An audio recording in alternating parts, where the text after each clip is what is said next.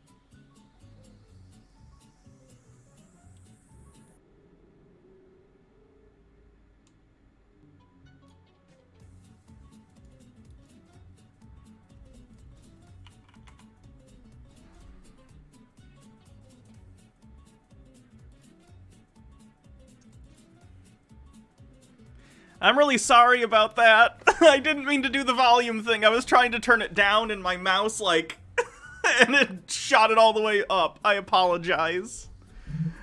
I'm sorry. Welcome everyone to another episode of Tinfoil Tuesday. I didn't do a great job on this lipstick. We're gonna have to live with it, though. What's already on bingo? Literally nothing. I literally just showed up a second ago, so nothing is on bingo so far. Hans' dead hat. Yeah, today we're going to be taking a look at Hans. God, look at that. Hold on. This looks more even in the mirror. That's unfortunate. I'm gonna have to live with it, though, so we'll deal.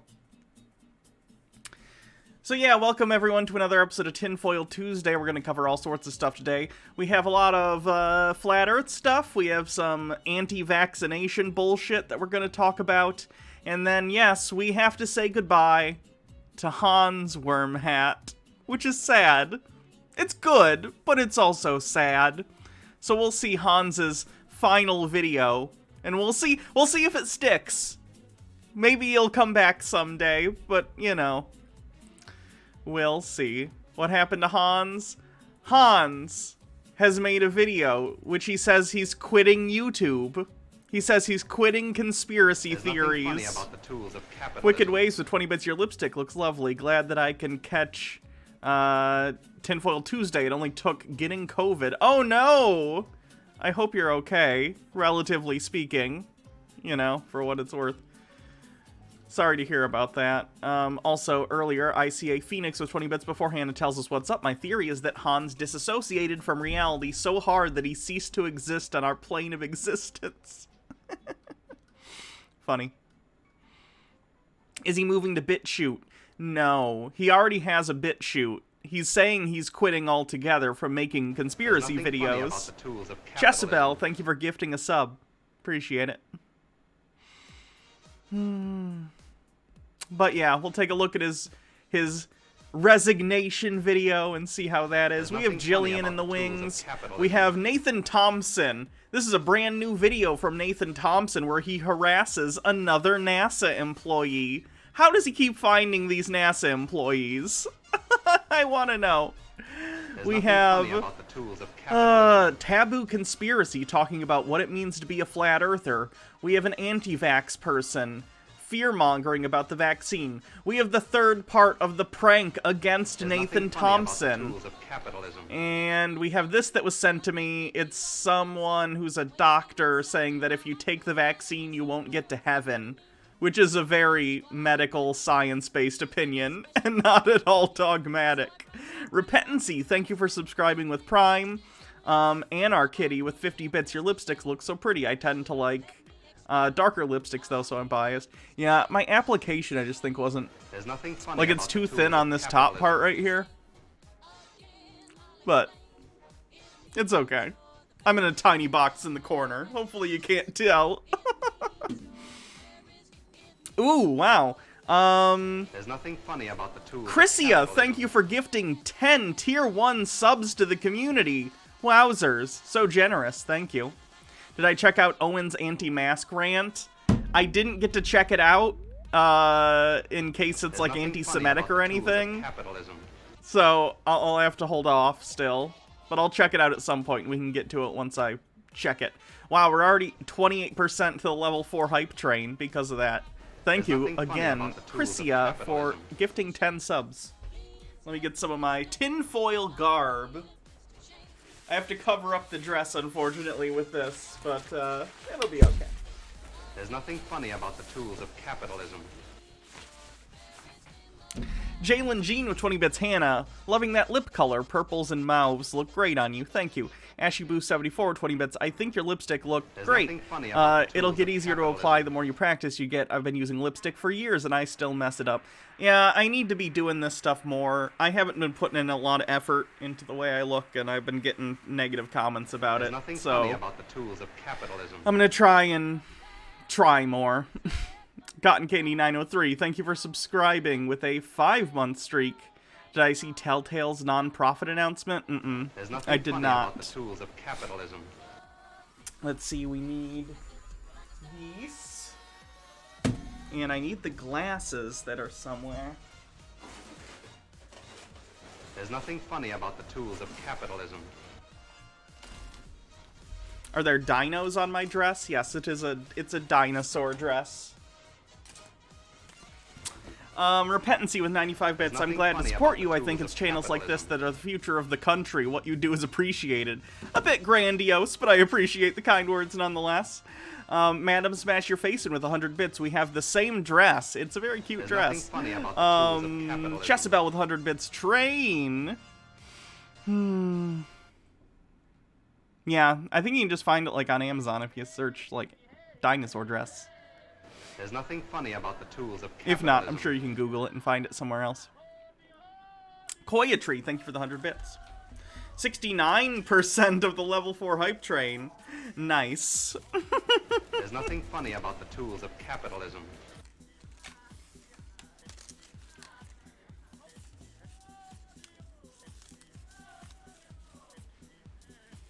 There we go. There's nothing funny about the tools of capitalism. That XY girl with 20 bits. Hey, Hannah, I'm lesson planning for my vaccines and biotechnology lesson.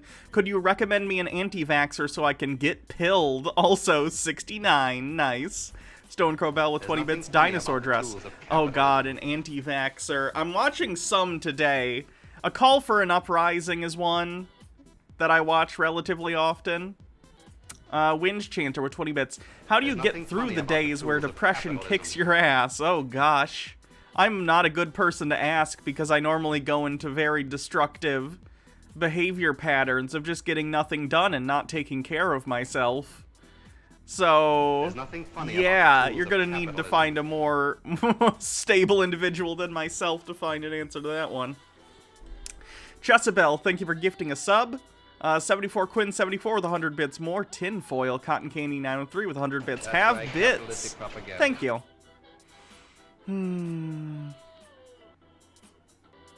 I think I'm caught up.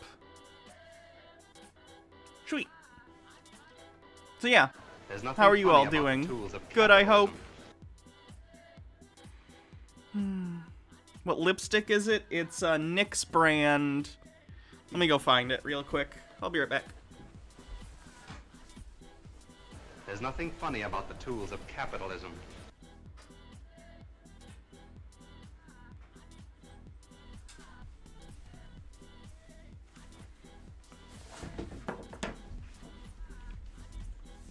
There's nothing funny about the tools. The lipstick is NYX Suede Matte Lipstick. The color is Subversive Socialite. It's actually really good too. Like if you're like drinking like There's nothing funny anything, it doesn't like come off easily. It's really good. Jalen Jean with 20 bits. For what it's worth, I see you fighting your dysphoria and depression and appreciate you always being so positive on stream. Thank you. Puffin Time with 100 bits. So glad to be here instead of getting yelled at by Hassan. Cotton Candy 903 with 100 bits. Have more bits. Thank you. Daughter of Tiamat says I do the same thing and it just leads into a feedback loop. I never do anything which makes me depressed, which makes me not do anything which makes me depressed. I really need to talk to a therapist. Yeah, it helps. I go to a therapist regularly. And Reef for 50 bits. Anyone talking shit about your looks will answer to me. It's partially my own fault. I haven't really been trying when we film the Hannah and Jake videos. I get lazy and then I don't put anything on. And I'm just wearing a t-shirt and my hair, it looks like shit. And I'm not saying it's right for people to, you know, make fun of the way I look, but I understand where it's coming from. Tucker White 94, 20 bits. God damn it, Hannah, you're getting inconsistent with your start times. I'm sorry. It's between 4 and 5, typically. Freezer Burn with 100 bits. Let's ascend to full Alumina regalia.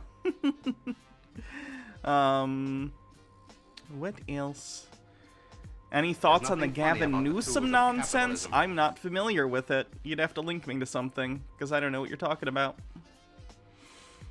Have Jake and I considered doing more full readings of holy books on top of the current ones? Maybe eventually, like a Book of Mormon thing or something. I don't know. Cotton Candy 903 says, Hannah, you're gorgeous and we all love you. Well, thank you. I appreciate that. Wicked Ways of 20 bits. I feel that with the laziness. Yeah. Yeah. There's nothing funny about the tools of capitalism. Enreath, thank you for gifting a sub. I don't remember if I already said that. 12 a.m. coffee says, a therapist asked if I ever felt loved, I cried. There's nothing funny about the tools of capitalism.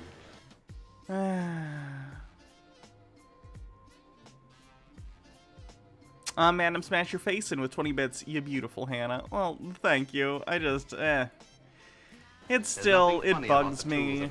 And then people, you know, I'm not gonna bring up what I want to bring up. It's just one of those things, you know? There's nothing The funny Profane about the Priestess tools with of 100 bits. capitalism. Have some lovely bits, Dark Mother. You're heckin' valid. So is chat. Thank you. Did I see the dumpster fire that is Dan Crenshaw video about the Georgia election? It's pure garbage. And then there's a link. Oopsie. There's nothing funny Nope. about the tools of capitalism. History is one of true exceptionalism. It's built on the greatest ideas in history. This victory tonight, it's about you. It's about defining those. Sorry, folks. I'll be right There's back. nothing funny about the tools of capitalism. What do we got? Well, it's not over in Georgia. Senate races went to a runoff. What are we up against? You'll never believe this. Far-left activists are attempting nothing to funny gain about full the and total control of the U.S. government. Oh, It would Jesus. secure a Democratic That Senate XY girl says, majority Hannah, so it's that your show. we Talk about don't whatever you have want. to I know. Negotiate in that way. Should these Senate seats be lost, all will be lost. You supported the There's nothing Green New funny about Deal. the You tools of supported capitalism. Medicare for all. Yeah. Your mission The horror of supporting medicine for everyone. That was good. Almost got to level 5. Not quite, but still pretty good, Hype Train. Thank you, everyone. There's nothing funny about For all the the tools support. of capitalism. Jouster's End with 20 bits. I got my first binder today. My mom even bought it for me, although I haven't officially come out. She still bought it for me. It makes me feel a little better about life. That's good. I'm happy for you. I've been pissed at Ben Shapiro saying There's Joe nothing Biden funny can't about call the tools herself of doctor. capitalism. She has a doctorate, right? Do people understand that people other than medical doctors call themselves doctors? That's what a PhD is. Like, what the fuck? Wicked Ways. I have wicked curly hair and There's can't be nothing funny bothered. about My the daily tools look of is best capitalism. described as poodle in a light socket. Oh, I feel you on that one. I gotta, like, after I shower, I have to, like, spend time just curling my hair up so it doesn't look dead and flat. And yes, I know hair is technically dead. That's not what I'm talking about. Cleanser if I need it. Okay. Give me a show on Nick Jr. Okay.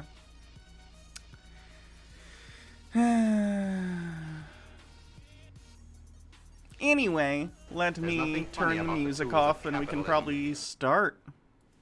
Make sure you get your bingo cards ready if you want to play Tinfoil Tuesday Bingo. If stuff gets mentioned in the video, mark it off your card and we'll go over them periodically. There's nothing Tucker funny White about the 94, tools 20 of bit silly Hannah. capitalism. Only barbaric communist socialites like Canada, or societies rather, like Canada give their citizens free healthcare. Why do you think their flag has a red leaf? That's the thing, it's not even free. It's paid There's for nothing via funny about the taxes. I tools hate of the term free capitalism. healthcare because it gives the impression that it's like materializing out of nowhere. It's not. It's using tax funding to help the actual citizens who pay taxes. Jalen Jean with 20 bits. I find what helps me with my nothing dysphoria funny personally about is the trying to tools of speak with tact capitalism. to myself during negative self-talk. Like instead of my hair is so frizzy and gross, you could say my hair isn't where I want it to be yet. Sure, that could help. That XY girl with 20 bits, but Hannah, it's an ED. That doesn't There's nothing count. funny about the tools of capitalism. Wowzers. Antipodian Squid with 5,000 bits says, in contrast, I was listening to the latest Dave Rubin video last night and thinking about how lovely and femme you were looking, about how much of a difference has happened since you started transition. I opted not to leave a comment about it, deciding it was inappropriate to comment on your appearance randomly on YouTube. If only the assholes had the same etiquette. Right? You'd think so.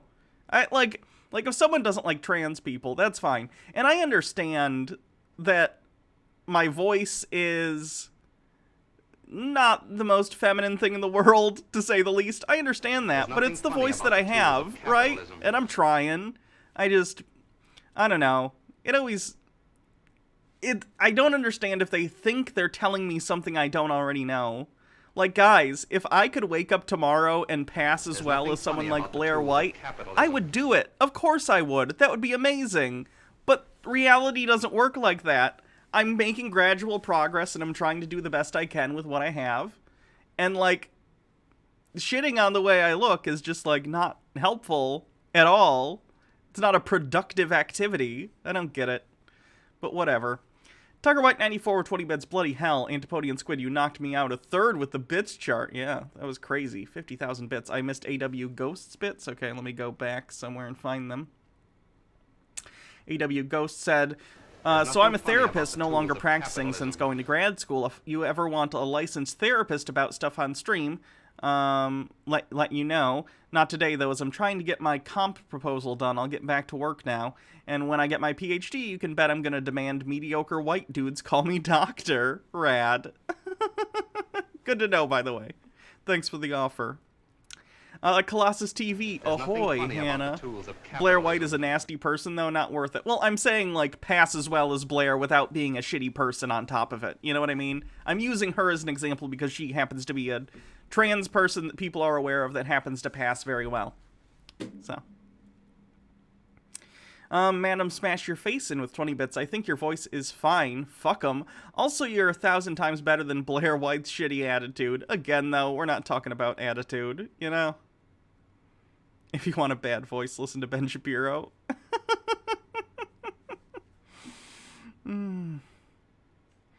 Blair White is ugly on the inside, and that's what counts. I wish that's what counted. Funny about the tools of capitalism. Most people don't seem to think so, Lily loves stuff with 20 bits. It's the same thing with my weight. People just call me fat like I don't already know, and they don't want me to peg them and make them call me mommy. Oh, Jesus Christ. That escalated so quickly.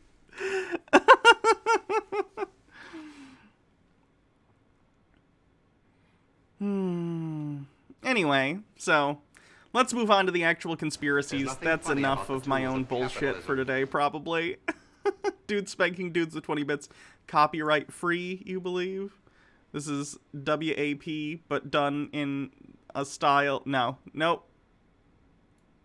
It's already, someone's got it. So no, I can't do it. See, if you send me a video and it's got something like this at the bottom, can't play that. Because it'll get the video flagged on YouTube. And I'd rather not do that. And when I say flagged, I don't necessarily mean it would be removed, but I wouldn't be able to monetize it, and this is my job. So I try and keep that at a minimum so I can monetize stuff and pay my bills.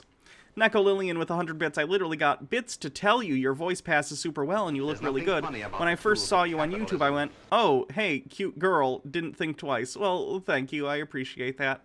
The Profane Priestess with 20 bits. We can't all pass like Blair or Contra. People are just stupid, said in the crappy French accent I've been practicing. There's nothing yeah, funny about the I mean, tools it of is what it capitalism. is. It is what it is. MH Dark Beast, thank you for gifting a sub. Alright, what do we want to start with? Do we want to start with Jillian? Do we want to start with Hans saying goodbye? Do we want to start with Nathan Thompson and the NASA guy? We have the Flat Earth thing from Taboo Conspiracy. We have some anti-vax people. We have the Nathan Thompson prank. What do you guys want to start with? Hans? NASA? Hans? There's nothing funny about the Wind tools of Chanter with 20 capitalism. bits. Gons? I assume that's supposed to be Hans. You want Chud stuff? That's Mondays and Fridays and sometimes Wednesdays, though. Today's Tinfoil Tuesday. Hans is winning. Okay. So it's time to finally talk about the sad news that one of our favorite conspiracists, is that a word? Conspiracist? You'd think I would know the words for these things. Anyway, our favorite conspiratorial mind, Hans Wormhat, is quitting the game. And it's actually really, really sad. It's quite sad. I'm sad in a weird way, because on the one hand, I'm glad Hans is no longer going to be feeding his audience a steady stream of nonsense day after day after day. But on the other hand, it's kinda choice content, isn't it? So it's a little bit sad that we're not going to have it anymore. But good news is, we've only covered like 10% of all the content Hans Wormhat's ever put out. So we have backlogs that we can do. And honestly, even though he says this is going to be his final video, I'd be a little shocked if within 6 months we don't see him back. But I could be wrong. Maybe this really is a corner-turning moment for Hans. Let's listen and find out what he has to say. Hans Wormhat. So, I've briefly hinted at this in a video not too long ago. I'm definitely going to be taking a break from making conspiracy-themed videos, and even just this channel, I'm probably just going to let it sit here for a while, and hope people find it and see the work that I've already done. It's just, I don't feel like continuing to do the things that I've already done 100 times, and I need to move on. Here, what I'm going to read today is from a website that I made, so I'm not stopping. Oh, I forgot. Right, I forgot to pick up say, again. guys, he made a website now. He has his own website. I forgot. Baja sent me a link to it. MMO nothing Addicted funny with about 60 the bits as tools my of brain is capitalism. melting due to work and tooth pains. I'm sharing one of my favorite movies with you. An old Polish movie from 75. Very anti-capitalist and showing the predatory, exploitative, and hedonistic nature of unbridled greed. The ugliness of unchecked ambitions. There's nothing Now funny with about English the tools of subtitles, so if y'all capitalism. bored sometimes, the soundtrack is Chef's Kiss. Alright, thank you. And then Schcal with 300 bits and just a Dorito emote. I lied to you? Hey, no, I didn't, guys. I didn't lie. Hans is leaving. I don't know if he'll be back on YouTube, okay? He says it's a break. I think it's permanent. But we'll see. Why can't I get the description and stuff? I want to get to his channel. He has a website The things that I've that he's, like, updating. It's not interesting, though. The website's just, like, very religious. already done 100 times, and I need to move on. Here, what I'm going to read today is from a website that I made, so I'm not stopping. If you know how to find me, you'll find me, and yeah, I want to go do new things because conspiracy's not important. I don't need to have a big conspiracy channel, and I don't care about my fake persona, and I just don't care about that stuff. It's just how I woke up was through conspiracy. How I found Jesus was through conspiracy. I mean, even waking up, you can say, is vanity, because no. Can you imagine if you go to church and they do the thing where they have you share, like, your devotional? How did you come to Christ? And Hans Wormhat stands up and he starts talking about flat earth and how koala bears are fake, and that's how he realized that Jesus was king? That'd be a fun service. I'd pay to be part of that. None of this stuff is going to matter. It's not like we're going to get a gold star in heaven if we figured out that the earth is flat. It just doesn't matter. The message is Jesus. I just so happened to wake up to Jesus through conspiracy. And that's just how it worked for me. Not everybody who gets saved is going to be saved through conspiracy. And I guess it'll just be a shock for them when they wake up and find some of the truths. But there's going to be plenty of people that know all sorts of things about conspiracy that aren't saved. And so I just want to end my video with the important message. What I've been learning here is not Orange 33, Great Deception, whatever. Sure. That's the only important things I nothing learned funny here, about the tools Hans. of capitalism. That and that you think Adolf Hitler was trans secretly. That's the important bit. Lord Cuckbucket with 30 bits, oh no, he's about to become a chud, isn't he? I think he's been there for a while. That's what I talk about, and those are revelations that have been like a slow leak over the past 4 years for me personally. But the important part is that brought me to Jesus. I saw the conspiracy was satanic and that everything that they were doing was to undermine the Bible, and I saw the truth in the Bible, and that's the important part. How I got here, okay, interesting. It's what my channel's all about, but the main message is I found out that Jesus is the truth and that the only way out of here is you have to go through Jesus. And so I want to end my channel. Who knows? Maybe I'll be back. But That's right, capitalistic propaganda. I want to go do different things. And yeah, that's it. That's all I know. I just know that this just doesn't interest me anymore. I don't care to read the news anymore and to try to debunk the next Orange 33 thing. It just doesn't matter. And I don't even think that it just doesn't matter. And we have to focus on what's important. And the things that I've had to say, I've already said 100 times. So saying it for the 101st time isn't going to change anything. And so I just want to end on the important message. And that's all of everything that I've woken up to has brought me to Jesus Christ and knowing that the Bible is true. And I'm so confused by Hans, because certainly lately, and you can see this shift, right? So early on with Hans, it's all conspiracy stuff, right? It's the bullshit transvestigations, it's this time moving faster stuff, it's this, animals aren't real conspiracy theory. And then at a certain point, he starts getting on this, like most of the videos ends up being, at least in some way, even if it's conspiratorial, couched in religious language. So I'm very curious exactly when. It would require me to, literally go through his videos in chronological order, which maybe someday I'll do, although it would take a very long time and a concerted effort. I'm curious when the turn started happening, where it stopped being as much about the conspiracies for Hans and started being about religion. Because around here is where it starts leaking into religious stuff, about 5 months ago, and then it really gears up in the last 3 months or so, where, all the videos are religious. Every single one, even the conspiracy ones, ends up, him ending and beginning with Bible verses and stuff. So I'm curious what the switch was in Hans's head that actually caused this change. I don't know if he took a blow to the head and it changed his personality, but it's just interesting that he was so focused on, zebras are fake and all that nonsense, and then all of a sudden he switches and he's more like, I need to be an evangelical Christian. Interesting.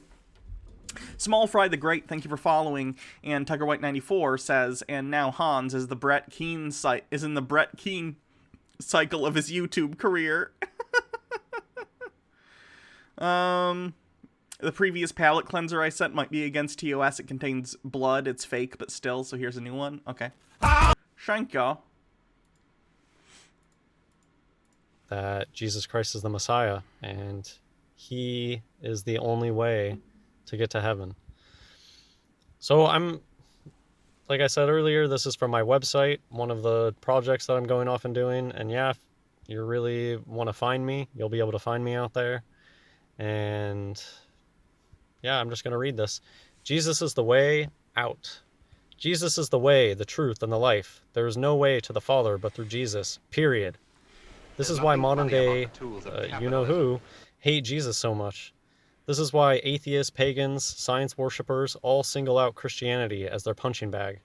No, usually when we're talking about people who criticize Christianity, like even people like me and Jake who do like the Bible study, the reason that we talk about it is because we're from the United States, right? So what Hans is hearing, because he's from the United States as well, is he's in media circles and YouTube circles that are primarily from people who are either American or America adjacent, like Canadian or from the UK or something, English-speaking countries where Christianity is the primary religion. So, being that, for instance, my background is I was raised Christian by Christian parents, I'm able to sort of talk about that, right? And we tried to do the Quran Reloaded for a while, but it ended up not working out, I think in part because I didn't grow up with that. I don't really know people who are Muslim, and it just feels like disingenuous of me to like criticize a thing that I have no first-hand experience of. So like when someone like me talks about religion or talks about Christianity specifically, it's because I have experience in my life with being in that religion, with believing those things, and with the believers of those things and what they've done, right? So I think that's why. It's not specifically being targeted. It's just that the places that Hans is looking tend to be English-speaking countries where the biggest religion tends to be Christianity. Lord Cuckbucket says, koalas aren't real, but also the invisible mega wizard in the sky watches over me daily. And then Tucker White 94 says, okay, I know Hans isn't the most charismatic person ever, but it sounds like he's phoning it in. It's his last video, at least for a long time, so who knows? So is TQR dead? Yes, I'm pretty sure it is. This is why Jesus Christ is constantly blasphemed on the TV. His name is Jesus. Do not fall for the false doctrine of the modern-day Pharisees, who will come in and tell you their special names. When an airplane hits some extreme turbulence, a lot of agnostics and spiritual but not religious people sure do start pleading to God and Jesus for their safety. The no atheists and foxholes argument, which has been debunked many times. No, there are plenty of people who, when they're about to die, or if they think they're in danger, don't actually pray because they don't think God exists. Funny how that works. And also, even if there is someone who's like agnostic or an atheist, and they were in a situation and they started praying, that wouldn't be indicative that God exists. It would be indicative that that person was raised in a culture that promoted that sort of ideology, right? Someone who's panicking and in fight or flight mode is not someone that you want to get rational, reasoned opinions from. So it's kind of a bad argument, like, from any side that you look at it. Nothing funny about One time I was on a kick capitalism. of watching... Jezebel, 20 bits. My brother stayed an atheist through having cancer because he's an atheist, yeah. YouTube videos of extreme carnival-style rides, the kind that slingshots two passengers into an experience way beyond enjoyment and well into PTSD-inducing. Experiences like that can bring anyone to Jesus in an instant. I didn't hear one person call out to Buddha to save them from the experience. Not once. Okay, that's not how Buddha is characterized by people who believe in Buddha. I also don't know if he's talking about Buddha or the Buddha, which I believe are different things. But yeah, the reason that you're doing that is because the people that are, like, screaming out for something were raised in Christian cultures. The profane priestess with 20 bits, so I'm actually curious. Would you consider yourself spiritual at all? I do, but only in a vaguely pantheistic sense. I don't. I'm material. I'm a materialist in the sense that I think the only things that exist are natural. A naturalist, whatever you want to call it. I don't believe in the supernatural. If you do, that's fine. I don't really care. I mean, I like to have discussions about it because I like debates, but I don't really believe it. But if you do, that's fine. I've never heard anybody ask for Vishnu or Odin to take the wheel. And there's just all sorts of little things all over the world that show you how important Jesus is. And just one example I give is on a helicopter, the nut that holds everything together. They call it the Jesus nut. About the tools of capitalism. Hans, they call it that because someone called it that once, and it's funny because it depends on that thing, right? And culturally, many people believe Jesus is that same thing. Like, Thursday is also called Thursday because of Thor, but that doesn't mean Thor's real because Thursday is called Thursday, right? The etymology of words does not indicate the existence of supernatural beings. Bumble Homestead with 100 bits. When we hit bad turbulence, my thought was, well, at least kids got to see Disney World. She just kept playing on her device. Maybe she's more even-keeled than me. I'm afraid of planes. Planes are scary to me. I've been on them many times, but I'm never comfortable on an airplane. That guy, 2131-2 with 40 bits. You should read the book Sapiens, and especially Homo Deus, the best book that will make you realize a lot. Okay. Tiger White 94 with 20 bits. Yeah, Hans, you're most likely to hear people pray to Jesus because Christianity, because it's the most dominant religion in the United States. Bear in mind, Hans Wormhat is a person who only thinks squirrels exist because he literally sees them in his yard. I'm pretty sure Hans doesn't have object permanence. If he doesn't see something all the time regularly, he doesn't understand that it exists somewhere else. Tools of capitalism. The Profane Priestess with 20 bits. See, I make a distinction between supernatural either. Sorry, bits aren't exactly the most convenient way to discuss these things. Oh, sure. Point being, we all know Jesus is the correct answer. God is merciful. No, that's presuppositionalism, and it's patently untrue. Big Yikes Frankie with 20 bits. In my very first few near-death experiences, I was just hit with total calm. Kind of peaceful in a messed up way. That similar thing happened to me too. I was in a car accident a little after high school where I was on the highway. I was a passenger. I was not the driver. And the driver was an idiot. and we were on the highway going like 80 miles an hour, which was already speeding for this highway. But then he thought he was being funny, and he started doing this and swerving the car across multiple lanes of traffic. And what do you know? Going 80 miles per hour, he lost control of the car, and the car flipped 3 times over the median. I have the police report around here somewhere. Fucked his car up. We landed upside down, and I had to let myself out of the seatbelt hanging upside down. I hit my head. I was in the back seat on the ground, on the top of the car, basically, because we were upside down, and the window had smashed out, so my head got all cut up, and I had to get staples in my head.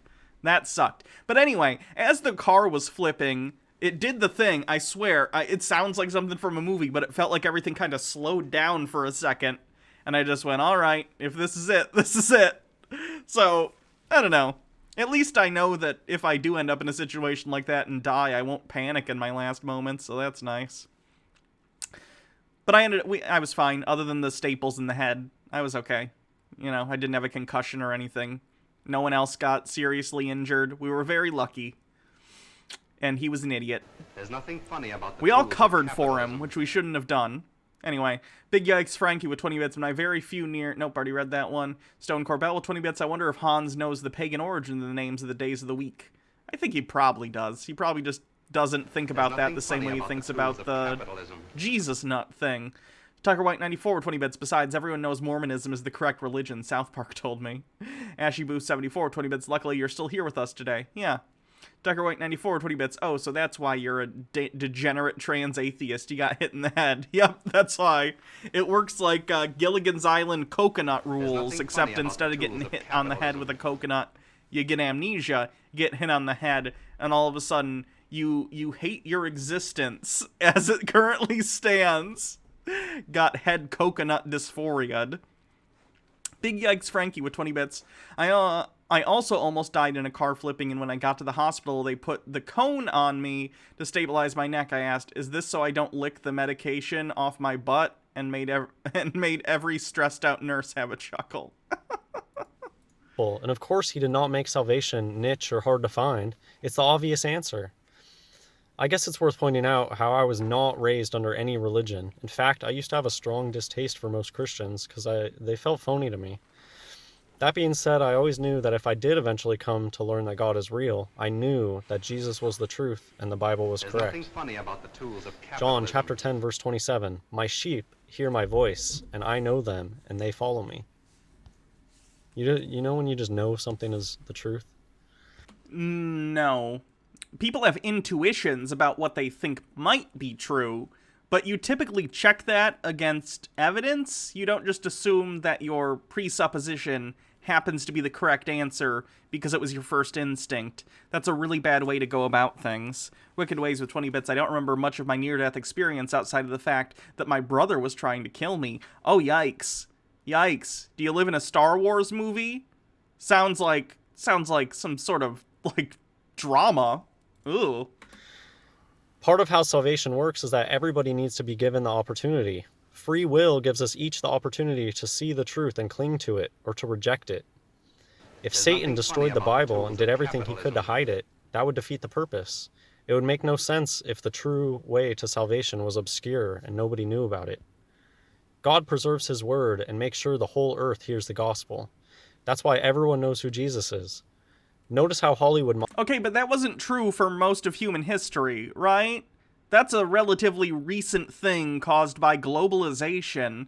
And even so, I'm sure there's some remote people somewhere who haven't really heard of Jesus. Claiming that the state of being today means that Jesus is the true answer. I could say the same thing about Islam or about, I don't know, certain Eastern religions because I'm aware they exist. Me being aware of the existence of certain religions doesn't make them any more or less true. Tucker White 94 with 20 bits. Wait a minute, Hans was previously an atheist but knew Jesus was the answer? He really is Brett Keane. mocks the idea with things like Jesus Christ Superstar, and the idols of the world stage like to brag about being as big or popular as Jesus. No, Satan does not want to hide God's word. He wants to mock it and flip it upside down and get as many people to reject it as possible. This is why Christianity is the main religion of USA, which is modern-day Babylon. But it is... Wait, why is the USA modern-day Babylon? What? Explain. Explain, Hans. You can't just put that in parentheticals and expect it to be like, oh yeah, the USA's modern-day Babylon. What does that mean? What do you mean the USA is modern-day Babylon? In what way? It's not the same place Babylon was in. So, what? What? The plastic, phony There's nothing funny 501c3 about the tools of version. capitalism. Consider how many Christian churches there are, denominations, etc., but almost none of them preach that the Bible is truth. What? I've never heard of a single church that doesn't think the Bible is the Word of God. Nothing funny about the That's like tools one of the big capitalism. bullet points. It's like Jesus is Lord, the Bible is the Word of God, and we're gonna pass around this plate. Please put money in it. Those are the three big things every church does. There's nothing funny about the tools Lord of Cuckbucket with capitalism. 20 bits. The world knows about the idea of ancient aliens thanks to television, and while some things make me think about it, it doesn't make it true. Good example. That XY girl with 20 bits. But Hannah, what about the destiny of the unevangelized? I don't know. They'll probably be fine. They'll probably be less they'll have less self-doubt, probably, without having that sort of guilt put in their head by missionaries. Cotton Candy 903 with 20 bits. If he said it, it must be true. I guess so. These 501c3 churches preach NASA outer spaceland, dinosaurs, and celebrate pagan holidays like Christmas. This is why I like to wear the dinosaur dress during Tinfoil Tuesdays. I love it. I love it. Hans, dinosaurs are real, and the Earth is not flat. It just isn't. Saturnalia. Even though in the book of Jeremiah, the Christmas tree ritual is clearly spoken of There's as a nothing pagan funny about tradition the that is tools of not to be capitalism. followed. The simple answer is that modern churches are compromised and run by wolves in sheep's clothing. Or, simpler explanation. Certain pagan rituals were eventually adopted by Christianity funny about and the then tools turned of into Christian capitalism. rituals, which happens. Cultural osmosis is a thing. It's a wonderful thing. It's one of the reasons I can enjoy delicious Chinese food and tacos 5 minutes from my house, even though I live in America. It's just how it works. It's fine. It's not suspicious. It's not some underhanded plan to infiltrate Christianity with paganism. It's just that a lot of people were pagans and then converted to Christianity, and they still wanted to do the fun things they used to do from their old religion. There's nothing wrong with that. Antipodian Squid with 200 bits. Jesus is Lord. Read the book. Fill the plate with money. The truth behind the Trinity is finally revealed. Nothing funny about the tools And then of that capitalism. XY girl. Oh shit, 3 days to Saturnalia, right? Pagans, are you ready? Christmas is Saturnalia, change your mind. Hey, I'm not going to change your mind. They're very similar. I've never heard of a sizable church that preaches the truth that the earth is flat and unmoving, dinosaurs are a hoax, and that focus on repentance rather than talking about love, love, love, Pauline stuff all day. I don't even want to open that can of worms right now. It took me less than 3 years of truth searching to wake up to all sorts of satanic deception that has been hidden in plain sight the whole time. The devil is in the detail. Why have none of these church leaders found the same thing? Have they spent zero time looking for the truth? Why do they blindly follow traditions of men, of the world, that directly contradict the Bible? I mean, do I want to say what I want to say here? Hans, they're religious parishioners, they're priests, they're pastors. It's kind of their job to follow the traditions of the church, whatever denomination they happen to be in. Like, that's their thing. And different denominations have different interpretations of the scripture, right? Like, Christians believe the Bible is the word of God. Some of them believe it's inerrant and it's all literal. Some of them believe it's very figurative. In reality, it's a mix of both of these things to some extent or another in terms of, like, the historicity of some of the stuff in the Old Testament, which is very mythological and very entwined with the mythology of, like, the Hebrew people. And then you have the New Testament stuff with Jesus, which probably has at least a kernel of truth in that there was probably a guy named, Yeshua that was going around and preaching some Reformation stuff and then got crucified. But, like, it doesn't matter, Hans. Like, the people are going to follow the traditions of the particular church that they belong to. And if they don't, then you end up getting another split denomination. It's just kind of how it works. As far as I know, there's no churches, at least not big denominations that I'm aware of, that believe, flat earth cosmology or anything. But that's just because that's demonstrably untrue. And they got enough working against them that I don't think they want to try and push that onto people, too. Ashyboo74, 20 bits. In other words, churches don't lie enough for Hans. Yeah, basically. If you confront these people about it, they'll brush you aside and ignore you. Do you ever just wonder that? Like, there's all these pastors out there that go up and they're talking about the Bible and stuff, but they know nothing about satanic deception. They know nothing about how the people on the world stage, all the famous people, throw devil horns all the time. They've never seen the pictures of the Pope throwing devil horns, things like that. And so to me, I just think that they're phony. I think that they know that all that stuff exists, but they're just wolves. So now that I've laid some groundwork, I'll tell you my personal finding Jesus story. And for a lot of you, you've heard this before, but I just want to end my channel with what matters. See, he says he wants to end his channel, though, right? See, this is why I think he's not going to come back, at least not for a long while. He says a break at the beginning, but he's like saying end his channel. I don't know if he'll be back. There's nothing but we'll funny see. About the tools of capitalism. Tucker White 94 says, Hans, maybe those people throwing up devil horns are just Texas Longhorn fans. I'm not kidding. Once he literally put up a picture of someone in a Texas Longhorns shirt, which I know because my aunt used to be on their swim team. She got like a scholarship to swim there. So I'm aware of like the hook 'em horns thing. It's like a thing they do as part of their like, oh, team, we're the Longhorns. We do this thing with our hands. He literally put that on as like, look at this Satanist. And it's like, nope, that's a sports thing. I don't even like sports, and I know that's a sports thing they're doing. The first time I properly heard the gospel, I was in my early teens at the beach and stopped with a friend of mine to listen to two 501c3 type preachers. That night on the car ride home, I did what the preachers were talking about. I tried having a conversation with God in my head, asking to be forgiven and to be saved through Jesus. I definitely felt something in the moment, though like seed tossed by the wayside. What happened that night was quickly forgotten about, and I was caught up in the world for the next 15 or so years of my life. Not that I blame myself. I grew up in a Baphomet family, unbeknownst to me, and it's not like I had access to a KJV Bible or people I could talk to about it, so I kind of just forgot about it. And man, did those 15 years drag on. Time used to go so much more slowly then. This brings me to my awakening moment. So fast forward 15 years. At this point in my life, I'd completed all my earthly studies. I had my degrees from the Masonic University system, and I was using my degree to teach in my field. Oh boy, let's do a quick check of the bingo card. Tucker White 94 says, alright Hans, strained credulity. No teen at the beach is stopping to listen to a preacher. I don't know, Hans is kind of weird, so maybe. Let's see. He said Masonic school, so that's Freemasons, and then he also mentions Satanism, so wherever Satanism. I think that's it, in terms of what's on the bingo card right now.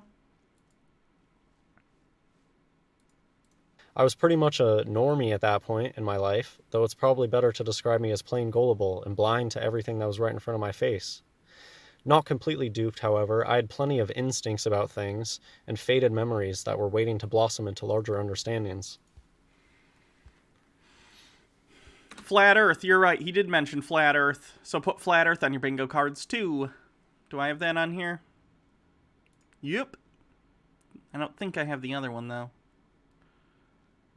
Huh. Let me go over here. Flat Earth, where is Flat Earth on this thing? Someday you'd think I'd know where the things are. Someone call it a number if you see Flat Earth. He also had anti-Semitism saying how Jews are Satan's people. Did he say that? If so, then yes. Looking stunning, thank you. 12, sweet, thank you. And then thinly veiled anti-Semitism. Where's the thinly veiled anti-Semitism? 19, Coolio. Make sure you mark your bingo cards accordingly. Sometimes students would have little questionnaires for me, and one day an ROTC military student of mine had a questionnaire asking what were the 3 most important things in my life. And I'm not the kind of person to just shout out answers if I'm unsure. In the moment, I was rather taken aback that such a simple question could leave me completely dumbfounded. Jesus not counts as spurious symbology? I don't think so. That's more of a entomological... I'm going to say no on that one. I'm going to say no. I told the student that I didn't know off the top of my head and that he should ask again. Although the horns thing is spurious symbology. So yes, do spurious symbology, but it's for the horns, now that I think about it. Sorry, we'll get back to the video in a second. I just really wanted to stay on top of the bingo thing today because I've been kind of slacking on making sure we're all on the same page. And later, and I will have had the time to properly think about it. I remember thinking how odd it was that I was almost 30 years old and couldn't come up with what was the most important thing to me, let alone come up with a top 3 list. After carefully considering my list, and also considering all the trite answers people typically throw out, like family. I don't even like my family. Oh, that's okay, Hans. You don't have to like your family necessarily if you don't want to. That's okay. It's a little sad, though. And I understand that, because I feel the same way about a lot of my family. But, like, it's not necessarily trite to give that answer if you really believe it. Plenty of people are completely happy with their families, and they have supportive families that love them, and that's a good thing. That doesn't make it trite, just because a lot of people have supportive families. Thank you, Sherman B. Appreciate it. I finally decided on not a top 3 list, but on a single thing that I could agree was the most important thing to me. The truth. The truth is the most important thing to me. At the time, I had never actually read the Bible, and I had no idea that Jesus tells us that he is the truth. Oh, is that the standard? Guys, did you know that I am the truth? I'm the truth. A lot like how Judge Dredd is the law. I'm the truth. If I just say it, it's true. I believe that in that moment, the moment in which I decided for myself that the truth was what was the most important thing to me, that everything in my life started to change.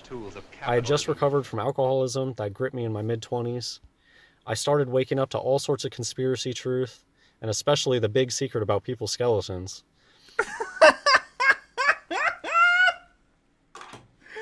The bones! We need to talk about the bones. We need to measure the tibia, the fibula. We need to cut open Hans and measure his bones for science. He is the bone arbiter, and if we measure the bones of the bone arbiter, then we can find the truth of the bones hidden in his marrow, the sacred marrow. If we can sniff of this marrow, we might find the truth. Haven't done the bones in a while. Puffin time with 20 bits, that doesn't sound like an I'm leaving YouTube video.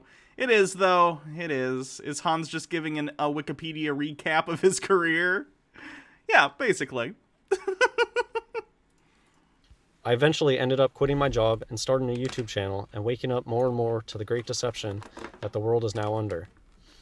In that way, I'm one of those people who was brought to God through Satan. I finally saw Satan's influence over this world and how easily I was fooled by the vain philosophies of this earth and by earthly things. Before I woke up, I wanted to have a big brain and have people think that I was smart because I memorized things from textbooks written by liars. Thankfully, Jesus opened my eyes and I was no longer hypnotized by the prince of the power of the air. I was no longer blinded by science, or seance, as they say. That's right, capitalistic propaganda. Carlos the Tiger, thank you for following, and Daddy Sumo 20 bits, does that count as you dying of laughter? I don't think that quite breached the threshold yet. There's nothing funny about the tools of capitalism. Well, that's mostly it. As far as my awakening goes, and revelation and all that, sure, there were a few key understandings that were revealed to me over time, but that's just how I woke up to the truth. Not everyone needs to understand gematria or know about orange coding. Not everyone needs to know that the earth is flat to be saved through Jesus Christ. That's just how I got here. It has been said before that once you get the message, hang up the phone. Once you know that this earth is doomed to burn, and that everything on TV is a deception, and that most of the world is going down the broad way of destruction, it really puts things into perspective. Though at times it's hard to face the facts that none of this really matters. It is finished. Jesus Christ is the only way out. You have a theory this is all alcohol damage? It could be. I don't know. Enrieth with 20 bets, she blinded me with science. He would have had to have some pretty severe... It's like unceremonious. It just stops. Perspective. Though at times it's hard to face the facts that none of this really matters. It is finished. Jesus Christ is the only way out. I'm so sad. Like, I shouldn't be, because Hans is not a good guy. He's like bad, and he believes chattel slavery didn't happen. He's like an objectively bad person, but he's also clearly someone who has like severe problems. Like he's not normal, right? He's clearly got something going on, but I don't know. It'll be interesting to see what happens to him moving forward. I hope at some point he gets help. I kind of doubt it, though. If he hasn't so far and he has family, what's going to push him at this point? I don't know. Anyway, that puts a cap on new videos for Hans Wormhat, at least for the time being. Of course, I'll let you guys know if he has a triumphant return, but until then, I'm sure we'll visit his back catalog occasionally. But yeah, that's Hans Wormhat. The most beautiful conspiracy theorist of all. Lord Cuckbucket with 20 bits. Whatever happened to the good old days when people just found Jesus by the toast? Arakaria 24 with 20 bits. Or Arukaria. All of this kickstarted by a Jewish preacher living in Galilee looking for an excuse to not wash his hands. Fruity Spruce, thanks for following. Tiger White 94. Wait, not everyone needs to believe that the earth is flat? Didn't Hans not 5 minutes ago lampoon churches for not teaching the earth is flat? He's not very consistent. And Enrieth says she blinded me with science. There's nothing funny about Daddy Sumo 20 bits. Hey Hannah, do you remember that movie Mouse Hunt? Do you remember how the movie ended? It ended with them like making a cheese company and they had the mouse taste the cheeses or something. It's been a while since I've seen it. There's nothing funny about the tools of Harry K5 can't go wrong with Thomas Dolby references. Oh, god damn it. No, you can't. Guys, I've expressly said this before. If you trick me into it via chat, it doesn't count. We've done this. I've had to set this rule before because it's obnoxious. So you don't get to mark I mention cheese, and me saying that doesn't count either. So put your victories back in your pants, okay? Not a victory. Doesn't count.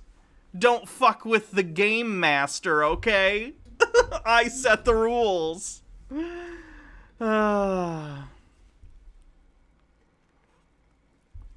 Jaded Jackal says it counts. No, it doesn't. Daddy Sume with 20 bits. I'm never in my pants. Well, good for you. And Antipodian Squid victory bonk. Okay, let's see what we're gonna do next. Let's do something fun. Not to say the entire stream isn't fun, but remember those people who pranked Nathan Thompson? Part 3 of their video is out. Let's give it a watch. I make a guest appearance in this video. Very briefly. 12 to 3 p.m.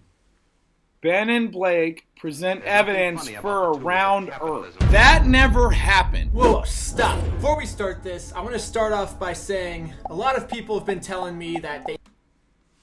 Tucker White 94, it counts, F you. No, it doesn't. And if someone tries to say they have bingo, and one of them is cheese, and I haven't mentioned it again in a different context, not this one either, because we're still talking about that incident, I'm not going to count it. You can't trick me into saying it. That's unfair. I think this entire series is just like a big skit or something. Oh boy. This is Nathan Thompson, the actual leader of the Flat Earth Society, which believes that the Earth is flat. Nathan thought he was coming out to Los Angeles to film a Flat Earth segment for the Travel Channel, but in reality, this is a giant prank on him, his friends, and the entire Flat Earth Society. To sum it up, my friends and I are pranking Nathan, who is a real-life person who really thinks that everything is happening is real. So now, enjoy this recap of the last episode, narrated by Nathan Thompson himself. So the Harvard Globeheads debunked their model yesterday. Entrance! Touching computer! Wow.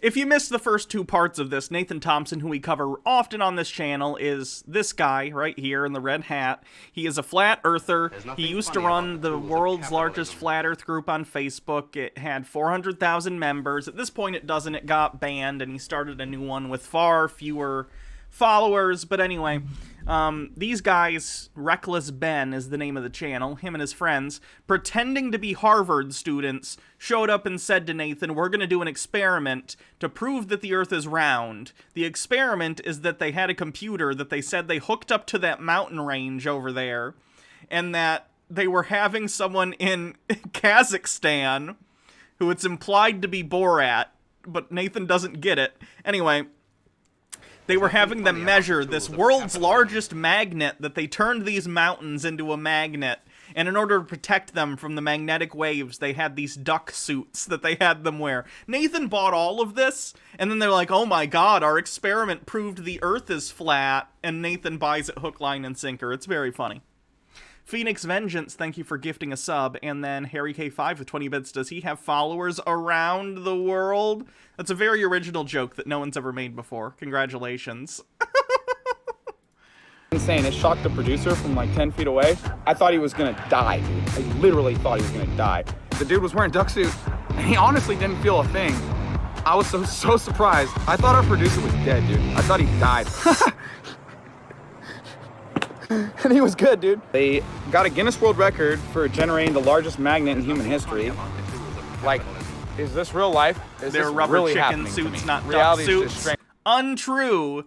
They showed how they found them, and they did so by typing in rubber duck suit. So stranger than fiction, because wow.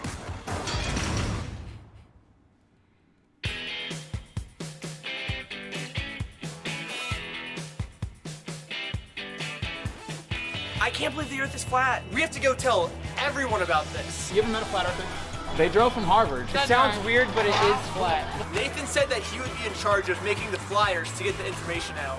Yo, thank you. I got a flyer for you, bro. Hey, the earth is flat. We were giving out flyers left and right. Here, miss, do you want a flyer? Hey, the earth is flat, sir. Do you want to check it out? Look at this flyer. It tells everything about how the earth's flat. If you have a brain, eyes to see, and a mouth to speak, you know the earth is flat. It's just, do you have eyes, do you have ears, and do you have a brain that works? If you do, welcome to Flat Earth, my brother. Then we ran into this one guy who sadly only had one ear, so he was not able to hear the entire truth. That made us all really sad. All right, anybody here know the Earth's flat? Today, they got a Guinness World Record today. Keep it flat, keep it flat. Girls don't like any of this, they want it like this. I have not even looked at these flyers at all. I have no idea what they say. And honestly, I'm just trusting Nathan because he's a flat earther and so am I now. The flyers could say, I don't know, gravity's fake and it's magic, and I wouldn't even know. No way it would say that though. Gravity is magic. Yo, Blake, have you seen these flyers? Yo, Blake.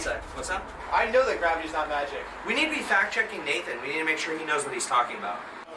Why does this mask fall down if there's no gravity? All right, great. Well, I could ask you, why does a helium balloon fall up? How do clouds? Clouds don't go up or down. They just float. Well, where's your gravity there? Is it falling right now? Well, it's because No, this is in the way. it's not. What? Oh, you didn't do that. This is all you, Ben. Ben did push the mask off the table and then somehow pushed it down onto the ground. Nathan is right. I guess these flyers are legit. Are you bowling? Why would the world want to lie to us? Technically, the idea of why would they lie is an argument from personal incredulity. It's literally just programming. It's brain mind control. Nathan, it's not just an argument from incredulity. It's an argument stating, hey, why? What's the reason? It's not just that I'm incredulous. It's that the required effort to get tens of thousands, if not millions of people to lie synchronously about this thing is insane. Like, the logistics of it just don't make any sense. All the planets are a sphere, but the Earth is flat. Oh wait, how did you prove Mars and Venus are spheres? Are you saying all the planets are flat? Why are you talking about my beliefs? Most people have no clue what's above our head, they think it's all balls. It's all balls. Yeah, they just think it's a bunch of balls up there, dude. Blake is so excited. I want to hang out with Nathan Thompson. He's probably a bad guy from what we've seen of how he treated his girlfriend in the past, but... False flag? No, that's not what false flag means. False flag is like when someone like, I don't know, Alex Jones, if he claims that like Sandy Hook is a hoax, which of course it is not, it was a tragedy that really happened, that would be a false flag, not just a conspiracy. It would have to very specifically be some sort of like horrific event being staged by the government or them or whoever they think the bullshit conspiracy is being orchestrated by. He gets to get back with his girlfriend now, dude.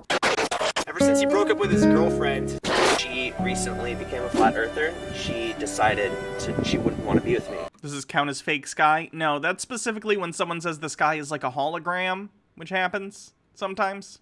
I just miss Brianna. It's just so fresh. It's like a fresh moon. No. She's here in California. She's in You LA. said she's in LA? right now. She's literally living or staying with her parents right now. Wow. So I wonder what she's gonna say. She texted back? Yeah, she said, Blake, I told you to stop texting me. Oh! Tell her I got a Guinness World Record and proof it's flat. Oh my gosh, this is so interesting. Oh, she's texting me back. Uh-oh, she's texting back. He just told her, typing. Oh no. Typing? What's she gonna say? Okay, stop lying, Blake. Stop lying? She said you're I know lying? you don't believe that the earth is flat, but that's what I believe, and I don't appreciate you making this a joke. Should I FaceTime her? This is so funny. She thinks he's lying. Hey, what do you want? Can I talk to you for a second? He's not lying. He's not lying. So I did an experiment today about proving that the earth was round, or is indeed flat. And so I just wanted to tell you that I believe what you believe. Don't lie to me, Blake. I'm not lying. He's not lying. We did the test. My name's Nathan. I run the largest flat earth group in the world. And Gosh, I'm Nathan. yeah, hi. I've seen your YouTube videos. Cool, nice to meet you. Hi. I've been answering their questions. He's open-minded now. He wasn't open before, but he's open now. And he's got a heart of gold. Nathan brought up this flat earth meetup, and now that I'm a flat earther and Brianna is too, I think it's the perfect time for us to go on our first date. Flat earth meeting on Saturday. Would you want to go? Yeah, I'd love to go. Yes! Yes! Yeah, we'll talk to you later. She's seen my YouTube videos. Was the girlfriend in on it too? Yeah, it's actually not even his girlfriend in real life. It's that phone conversation. I watched some interviews with these guys after they did the prank. I forget who did the interview. I need to look it up probably in order to cite that person. But this fake FaceTime conversation is the first time this guy and the girl actually ever talked. They're not really boyfriend and girlfriend. It's just part of the bit. Yes! Flat Earth is just winning all the time. Woo! Yes! Like, the woman is a friend of, I think, one of the other guys, like this guy. But this guy who's playing the boyfriend never actually met her prior or talked to her prior to that FaceTime conversation. They did a pretty good job, all things considered. Keep it flat. Keep it flat. Keep it flat. Boom. Yeah, flat. Alright. Flat. Yeah. Flat, bitch. Mucho level. Not this because that. Yeah. And also not this. Like this. Yes. We can demonstrate. This is round. Boom. No. Flat. Yes. But look, the earth is flat. We gotta be careful because we can tear it if we have too many people in the center. Alright, cut. You guys have such a unique story because you didn't want it to be flat. Guys, it's been an awesome day. My life could honestly not be better, and now it's off to our cool, posh Airbnb to end the night in style. Very excited. I know you guys come from Harvard, so we wanted to kind of step it up a little bit for you guys. Wait, this is our Airbnb? Unfortunately, it looks like they kind of locked it up for the night, so we're just gonna have to hop the fence. So I am the producer and one of the directors of the TV show. Right now, I'm showing Ben and Blake their new Airbnb. Come on in, guys. Yeah, come check out your new spot. There's no electricity in this place. Well, where's the electricity at? What is all this stuff? There's stuff everywhere. Maybe the last guests were really messy and they forgot to clean up, but it stinks in here. Oh, it smells in here. I don't smell anything. Where is Nathan staying? We just got him like a 4-star hotel. Wait, what? Don't let it close. When we roll out, let's all go right. Alright. Hey, you recording? Yeah, dude. 3, 2, 1. I'm ready when you are, man. About the tools of capitalism. Has Nathan said anything about this yet? Yeah, he's pissed off about it.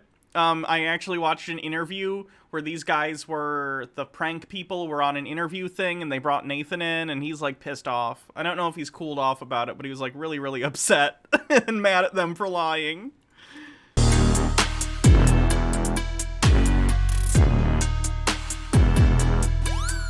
Here's what they did. They generated the largest electromagnetic symbol, magnetic pulse, in human history. They got a Guinness World Record for doing it. They asked me, Nathan, what signal do you want to send these guys in Kazakhstan? And that moment in my head, SOS, send them an SOS. And within 10 seconds they said, hey, we got your message. It was SOS. I'm thinking, they are literally via magnetic Morse code sending signals to Kazakhstan. I knew that for a fact because I knew they didn't know. They didn't David Copperfield in my head. And the people in Kazakhstan said the signal didn't come from under the earth, it came laterally. So the earth's not a globe, it's flat. Yeah. Amazing, right? So you proved it to them basically? Well, they proved it to themselves. Yeah. They drove all the way out here 20-something hours from Massachusetts, and they're Harvard grads. Yeah, we've known it's flat the entire time. So, like, when they got the wrong data back, that's what I was expecting. It's not what they were expecting. And they debunked the globe with their knowledge they learned at Harvard, dude. I mean, how amazing is that?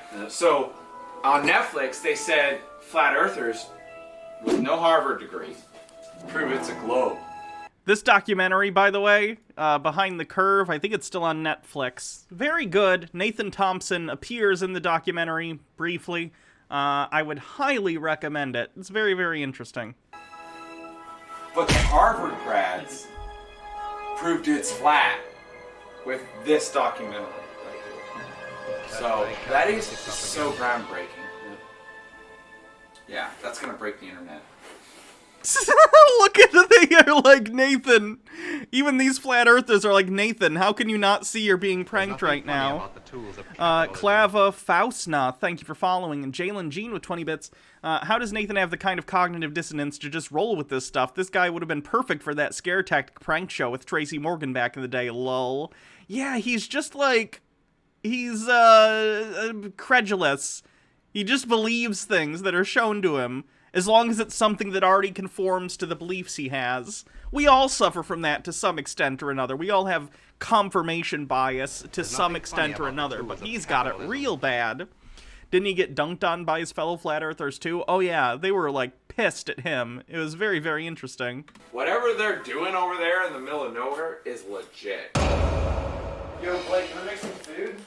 There's nothing funny about the tools of capitalism. Oh, it's definitely a hazard living here, but they said that's all they have in the budget. Show Nathan Hom's Wormhat. Check it out. There's like this big Discord of all these flat earthers, and Nathan's in there right now. Did you hear what happened today? What the hell? Did you fucking hear what happened? Share it with everyone if you may. Guys, the Harvard students prove it's flat. What's this? They were doing a magnetic pulse test. People in Kazakhstan have equipment to receive the pulse signal, and the people in Kazakhstan confirmed. Whoa, dude. What?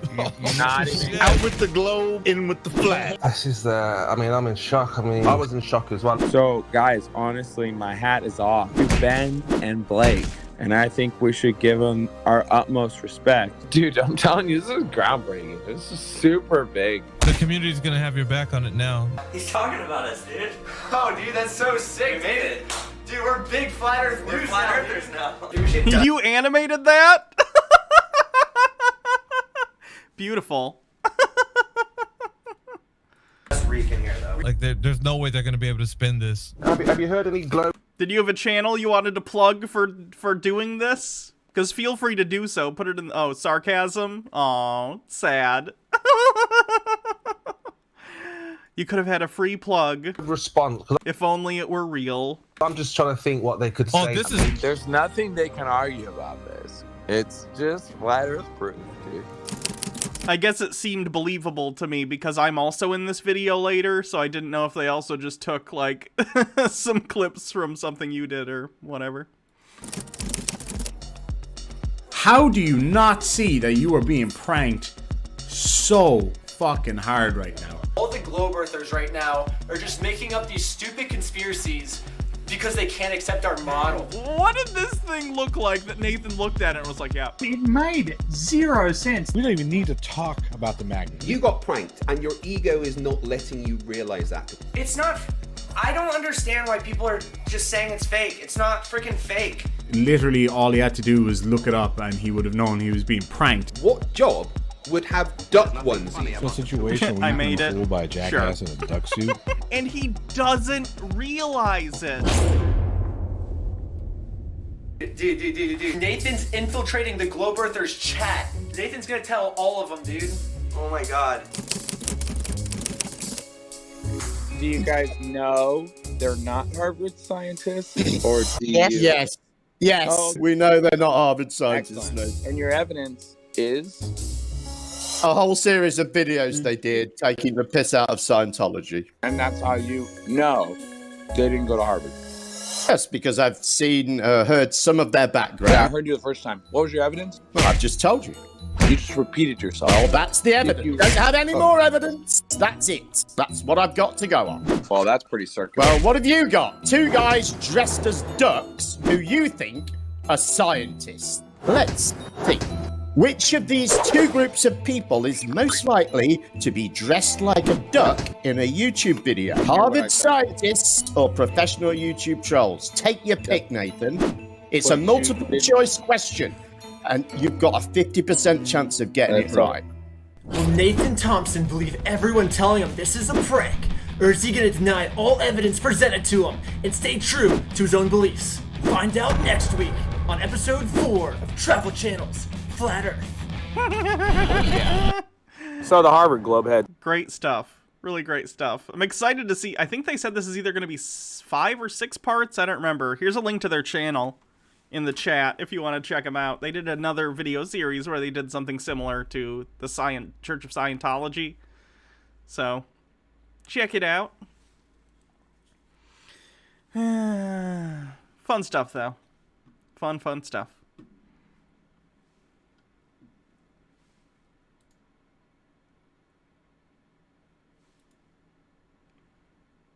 That's not what I wanted. Speaking of Nathan... Guys, Nathan Thompson, despite being pranked, a good prank can't let a flat earther like Nathan Thompson down, okay? He found a NASA employee in the middle of a supermarket or a department store, whatever, and decided to interrogate him. This is a brand new video, so let's see how Nathan Thompson treats this, I don't know, NASA employee at a, actually it looks like a hardware store now that I'm looking at it. It's like a Home Depot, I think. You're the 7th NASA employee I've met in person. Langley Research Center, man. I've asked NASA employees this question. Okay. What do you think they say? I'm not a physicist. So I wanted to share with you because if I was walking around with a shirt representing hocus pocus booga booga nonsense. Ladies and gentlemen, this is the 7th NASA employee I ran into, and I had my spy glasses on, so he didn't know I was recording, and he didn't run away. Let's get right into it. Not the most ethical thing in the world to record someone without their knowledge. I'm not sure if Nathan is in a 2-party consent state for stuff like that, but some states that's illegal, so don't do that unless you check your local and state laws. Oh, and warning, if you're a NASA fanboy, or you have emotional ties to cartoon fairy tales, you might want to skip this video. The largest flat earth group in the world, but they deleted it about a month ago. Facebook censoring everything. That's so if you want to find out the truth, you're going to have to test it yourself. Because the mainstream media is not going to come out and say, we've been lying to you all this time and stealing your money. That's just, they're not in the business of that. But I appreciate... I definitely agree with freedom of speech, and that is fucked up. So, NASA, did you know where, NASA in Hebrew, do you know what that means? No. It means to deceive or to lift up. No, it doesn't. Nathan has even admitted this before, that the word he is referring to in Hebrew is pronounced more similar to Nashaw, not NASA, but he has literally said, it's close enough though, so... Which makes me think, okay, so the United States government, which is apparently, according to Nathan, some sort of, you know, secret cabal of some sort, decided to name their space agency after a Hebrew word for, like, to lift up or deceive or some bullshit. But they decided to slant it just a little bit, so it's not pronounced quite the same. Like, why? Why? It's such a stretch.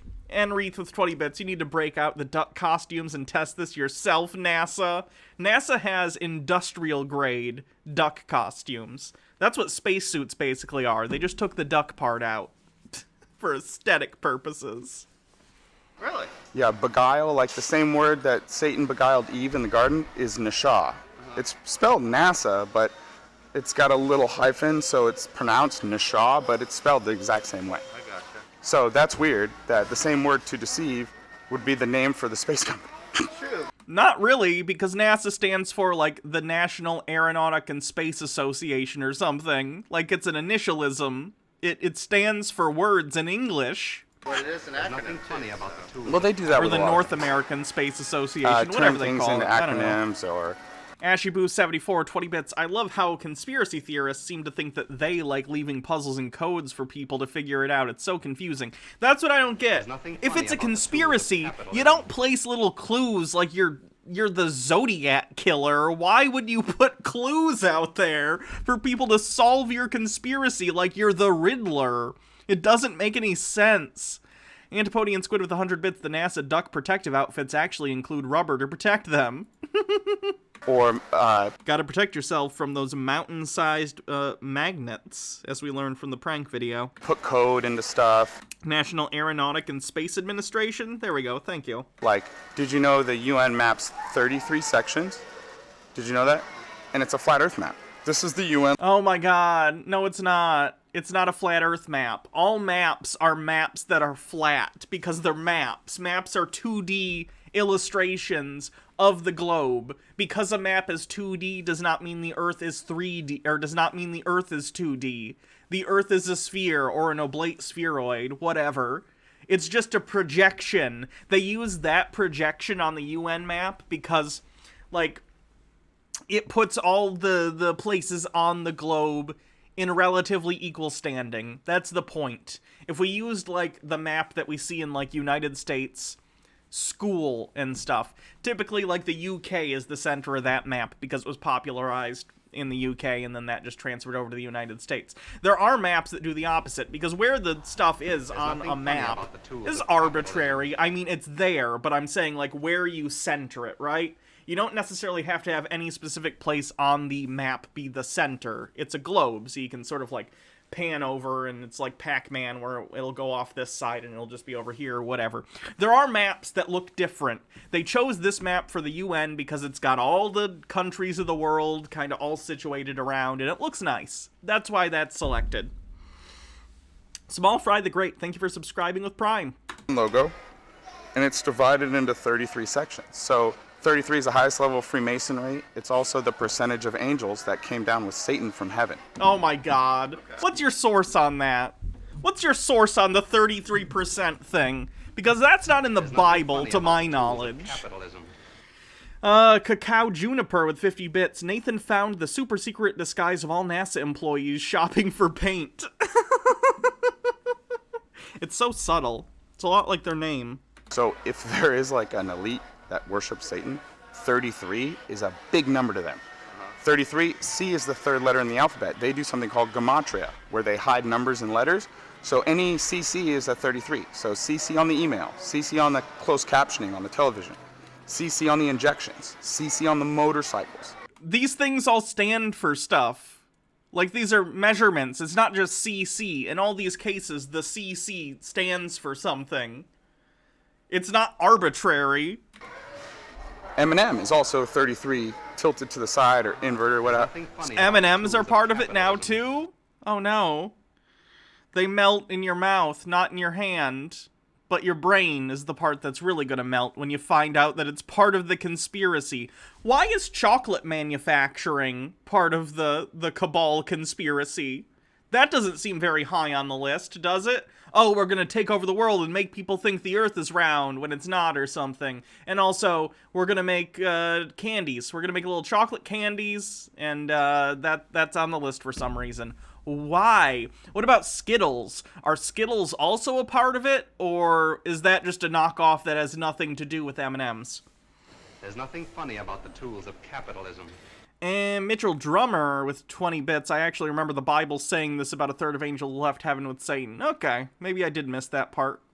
And then Anarkitty with 50 bits. Here's the thing that really confuses me about flat earthers. What would be the motive to lie about the shape of the earth? I mean, religious fundamentalists claim the motive of science is like to take...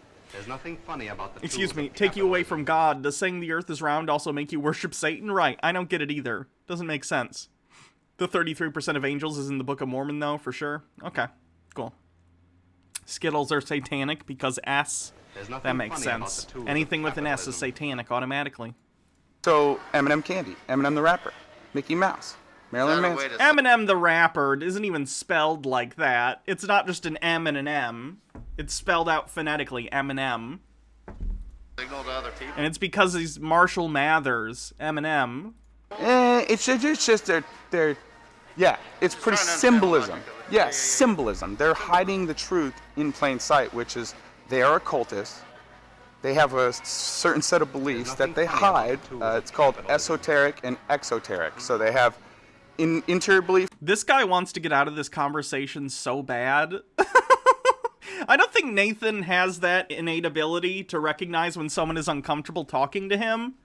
I mean, I get it. I might lack that a little bit too, but, you know, I also don't corner people and get them into conversations that they don't want to be a part of, so, I don't know. Andrew Batella with 20 bits. Hey, you just got here. I'm keeping you in the background while I fix a browser bug just to be able to uncover other browser bugs. Nice.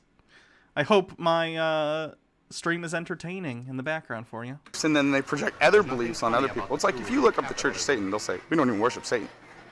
And you're like, right, they don't. It's going to depend. I'm sure there are some theistic Satanists out there, but the Church of Satan that I'm familiar with is basically a form of humanism that they've put a satanic coat of paint on for a number of reasons, one of which being they can do stuff like, oh, you're putting a 10 Commandments in front of a courthouse.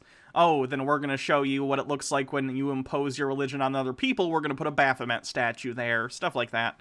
It's a way of legally combating people putting their own religions in the public sphere by doing so with something that most people find abhorrent, that being Satanism. I'm sure there are theistic Satanists, but they're not the majority of those that would self-describe as such. At least in my experience. I could be wrong. There's nothing funny about the tools of capitalism. Dude Spanking Dudes of 20 bits, as someone who believes in tarot and astrology, I don't know what that makes me, that I'm self-aware that I'm crazy, but even I don't believe in this numerology bullshit.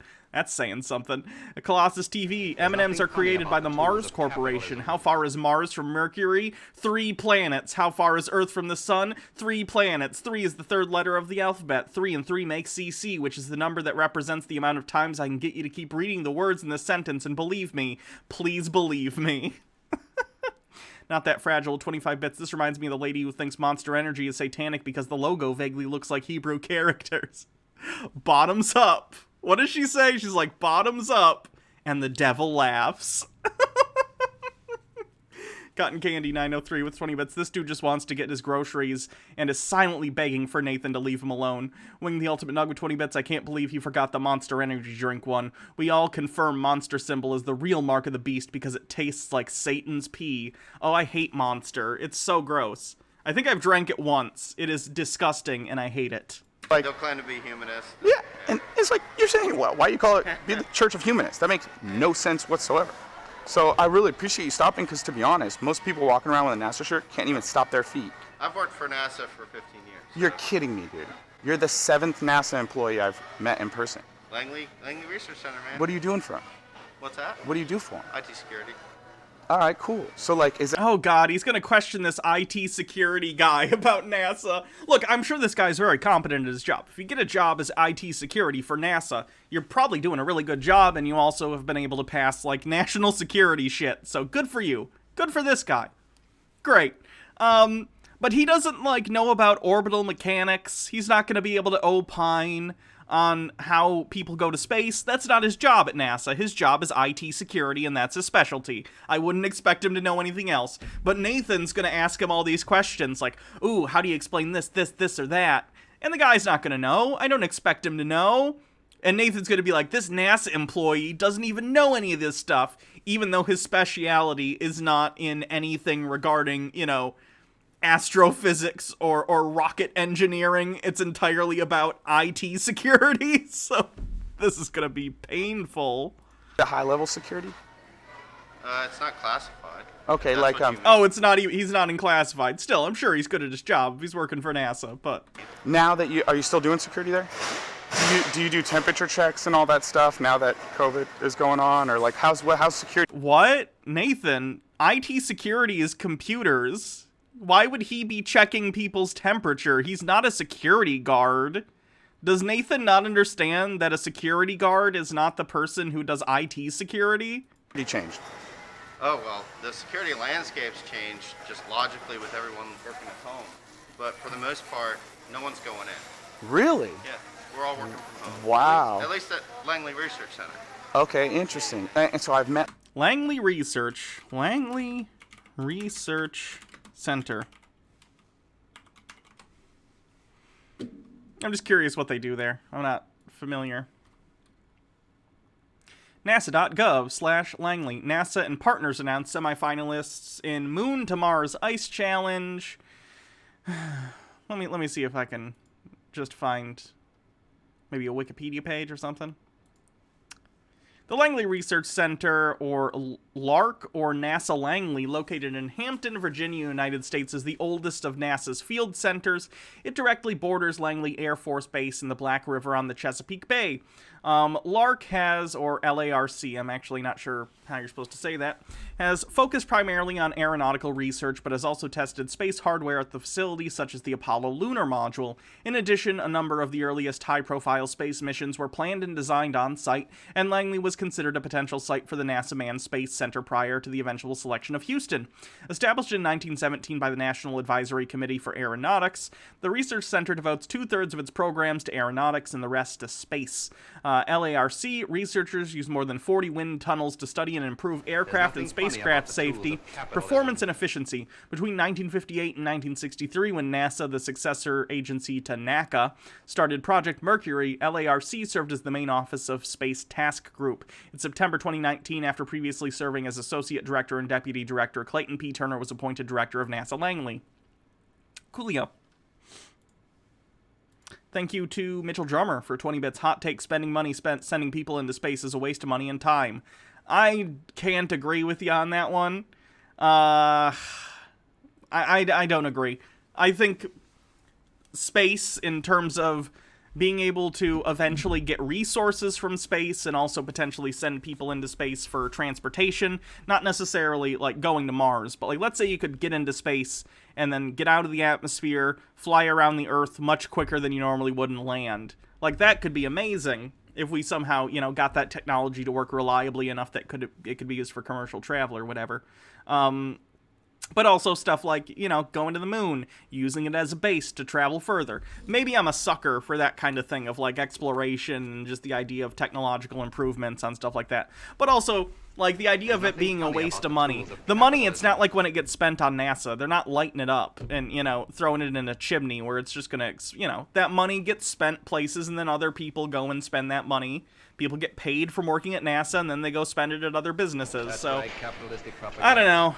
If you don't like NASA, that's fine. I'm not going to argue with you on it. It's just something that I think is a good thing. Not to mention NASA has helped develop technologies that we use in the consumer sector now anyway. You know, stuff like duct tape, which is one example. But there are like a lot of things that NASA helped develop that ended up coming to consumers eventually. Capitalism.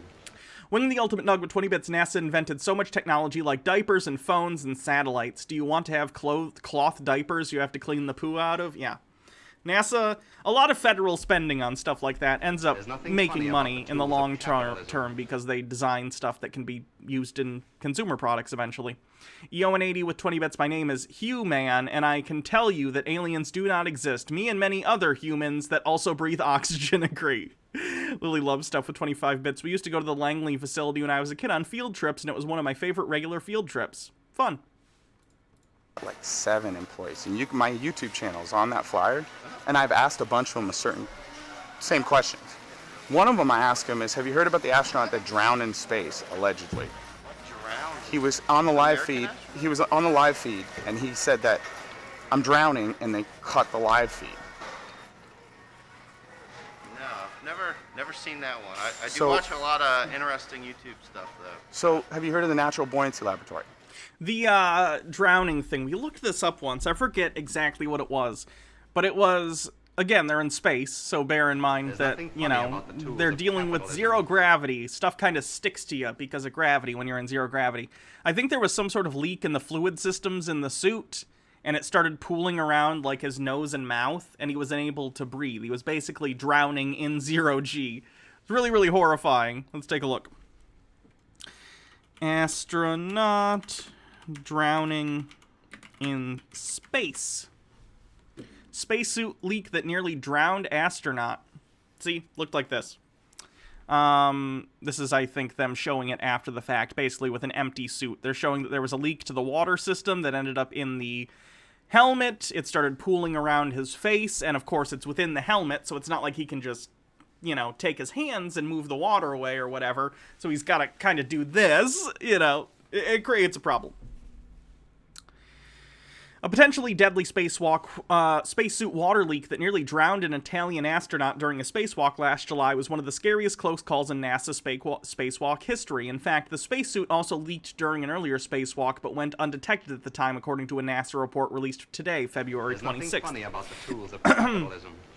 The announcement came as NASA released the results of an investigation into the harrowing spacewalk July 16, 2013, in which water flooded the spacesuit helmet of Italian astronaut Luca Paritano, forcing NASA to abort the spacewalk to get him to safety.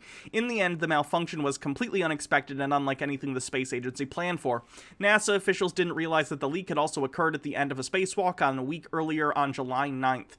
Parmitano and his fellow spacewalker, NASA's Chris Cassidy, thought the water in the suit after the July 9th EVA, NASA lingo for extravehicular activity or spacewalk, was the product of a leaky drink bag. The conclusion was incorrect, with the subsequent investigations finding the leak. The suit also leaked during the earlier excursion.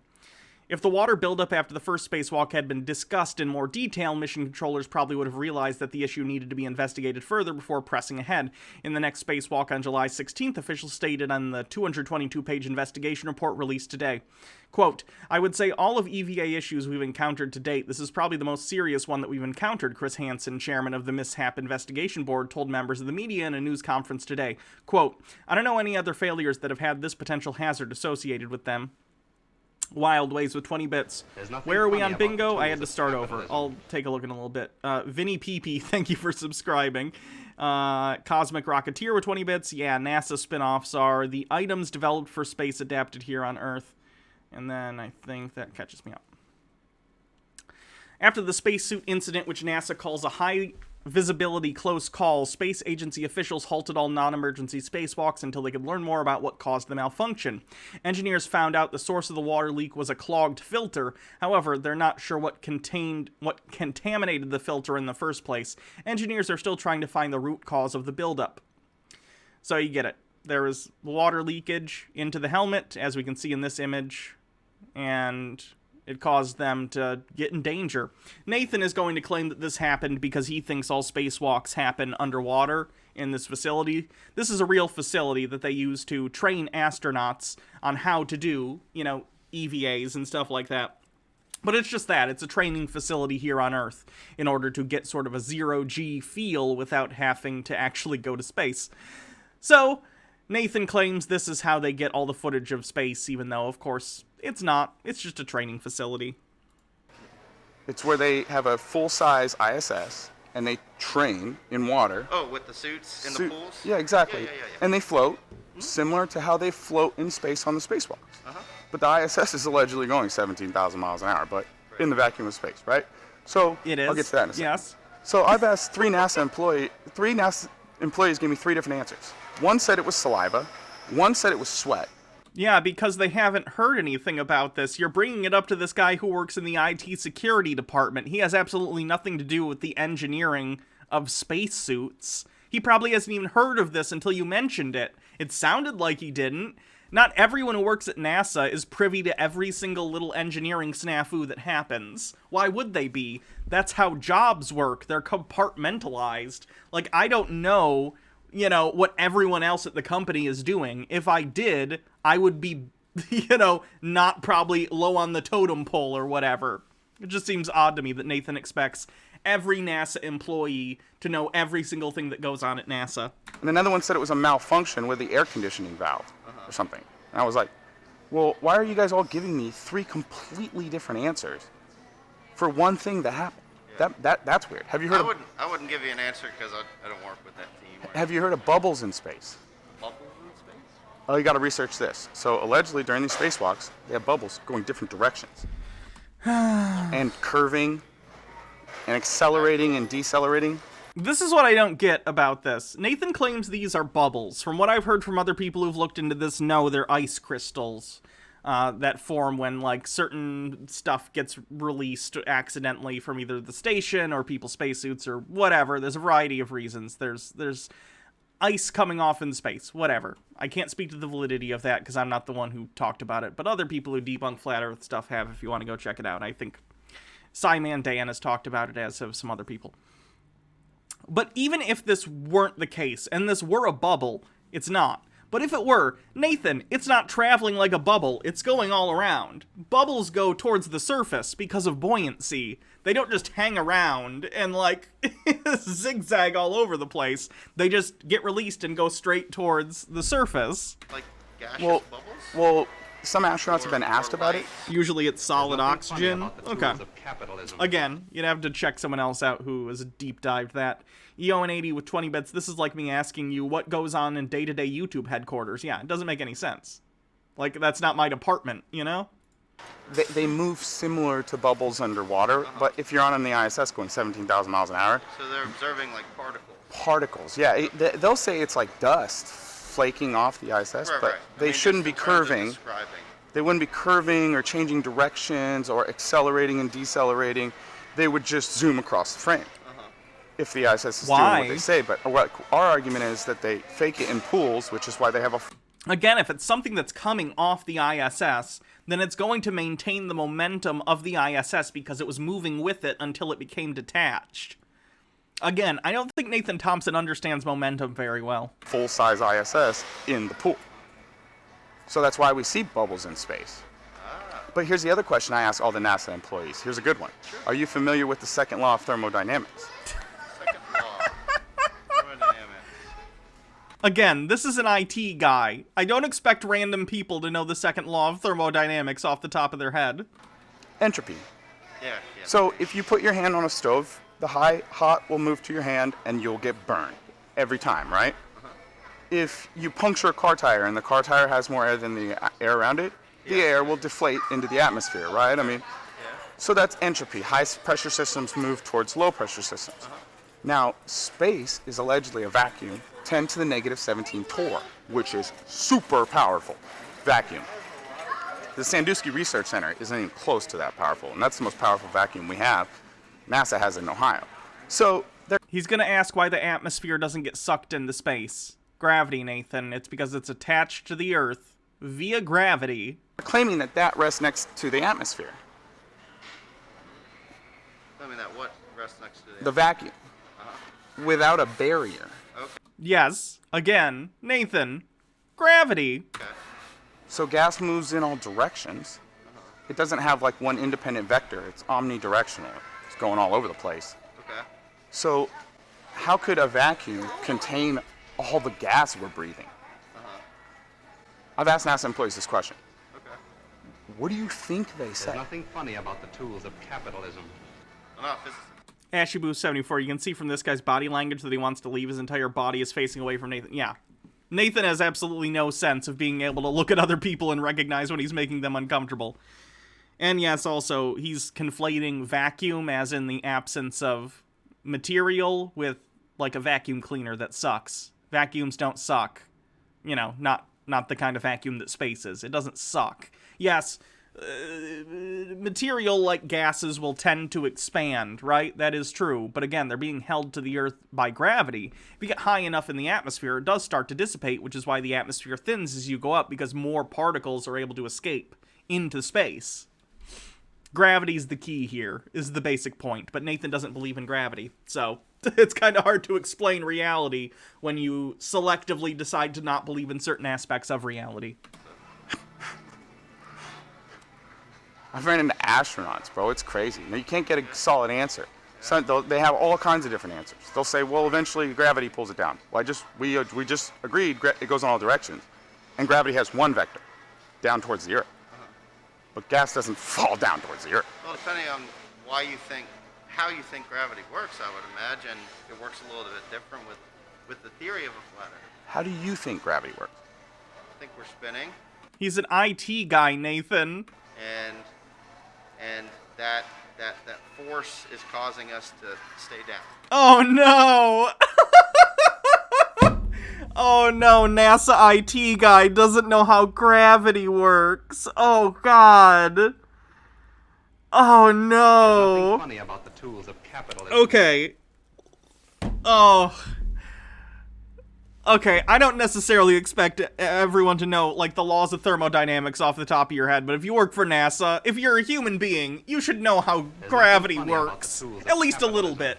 Like, I don't know, I can't, show you the mathematical formula exactly of how, like, gravity functions, but I know it works based on mass, right? Mass is attracted to other mass. I don't think it's because the Earth spins.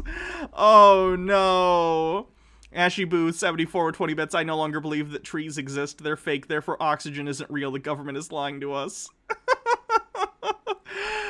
Oh, how does someone who works at and again, I know I spent so much of this video being like, oh, he's the IT guy. I don't expect him to know stuff.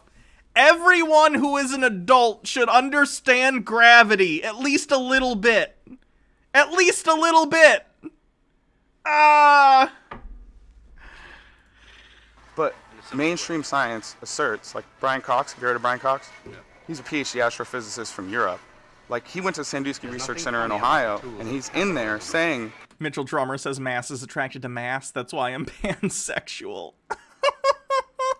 Gravity's not a force anymore. Einstein, with the theory of relativity and the bending of space-time, said it's not a force, it's the effect of the bending of space-time. The reason the bowling ball and the feather fall together is because they're not falling. They're standing still. There is no force acting on them at all. There is no force acting on them at all. Again, he's describing that because even though we measure gravity as a force, it's the effect of mass bending space-time. If you watch the full clip, I assume he explains that. So he said when you see the bowling ball and the feather drop in the vacuum, the only reason you think it's falling is because of the background and the relative position to the ball and the feather. Right, well that's true. Relativity is a thing. We only recognize relative motion. If I was, like, existent in a black void with absolutely nothing around, how would I be able to tell I'm moving? I wouldn't be, because there's no such thing as absolute motion. There's only relative motion. I move closer to this wall, I know I'm moving because I'm getting closer to the wall. Motion is always relative. Antipodian Squid with 200 bits. I'm not sure if I should be proud of my parenting skills or horrified by the American educational system. The squid spawn, who is 5, understands gravity better than these two. Good for you. You're a good parent. That's the religion of gravity. So, and he says the causing of that is masses in space-time. The difference of masses in space-time. So, space and time. Let's talk about that real quick. Time is a concept. It's not like a bucket or a flower that we could touch. Wicked Ways with 20 bits. I've reached the end of my ability to stay awake because of being sick. Have some bits, beauty. Oh, thank you. I hope you feel better soon. Sure. That. And EON80 with 20 bits. Nathan reminds me of my 18-year-old self where I read an article on something and think I have a complete grasp of the subject, then come to wrong conclusion. It makes me cringe on so many levels. It's called the Dunning-Kruger effect. We all suffer from it now and again, but Nathan's real bad at it. I missed some bits from Ashy Boo. Let me go back. Ashy Boo says, I no longer believe trees exist. They're fake. Therefore, oxygen isn't real. The government is lying to us. And Innsmouth Swim Team, I think I missed that one too, says, I've been a fan of your content since the early TBR days. Great to finally catch a live stream. Keep up the great work. Thank you. Does things, right? It's not heat, right? Time is a concept. So, space. But time is also a descriptor of a thing that exists. Sure, we can talk about, like, oh, do we just experience time linearly, or is it actually moving in some sort of linear direction? Whatever. But, like, time exists, right? Now is separate from then. Where I am now is different than where I was at 9 a.m. today.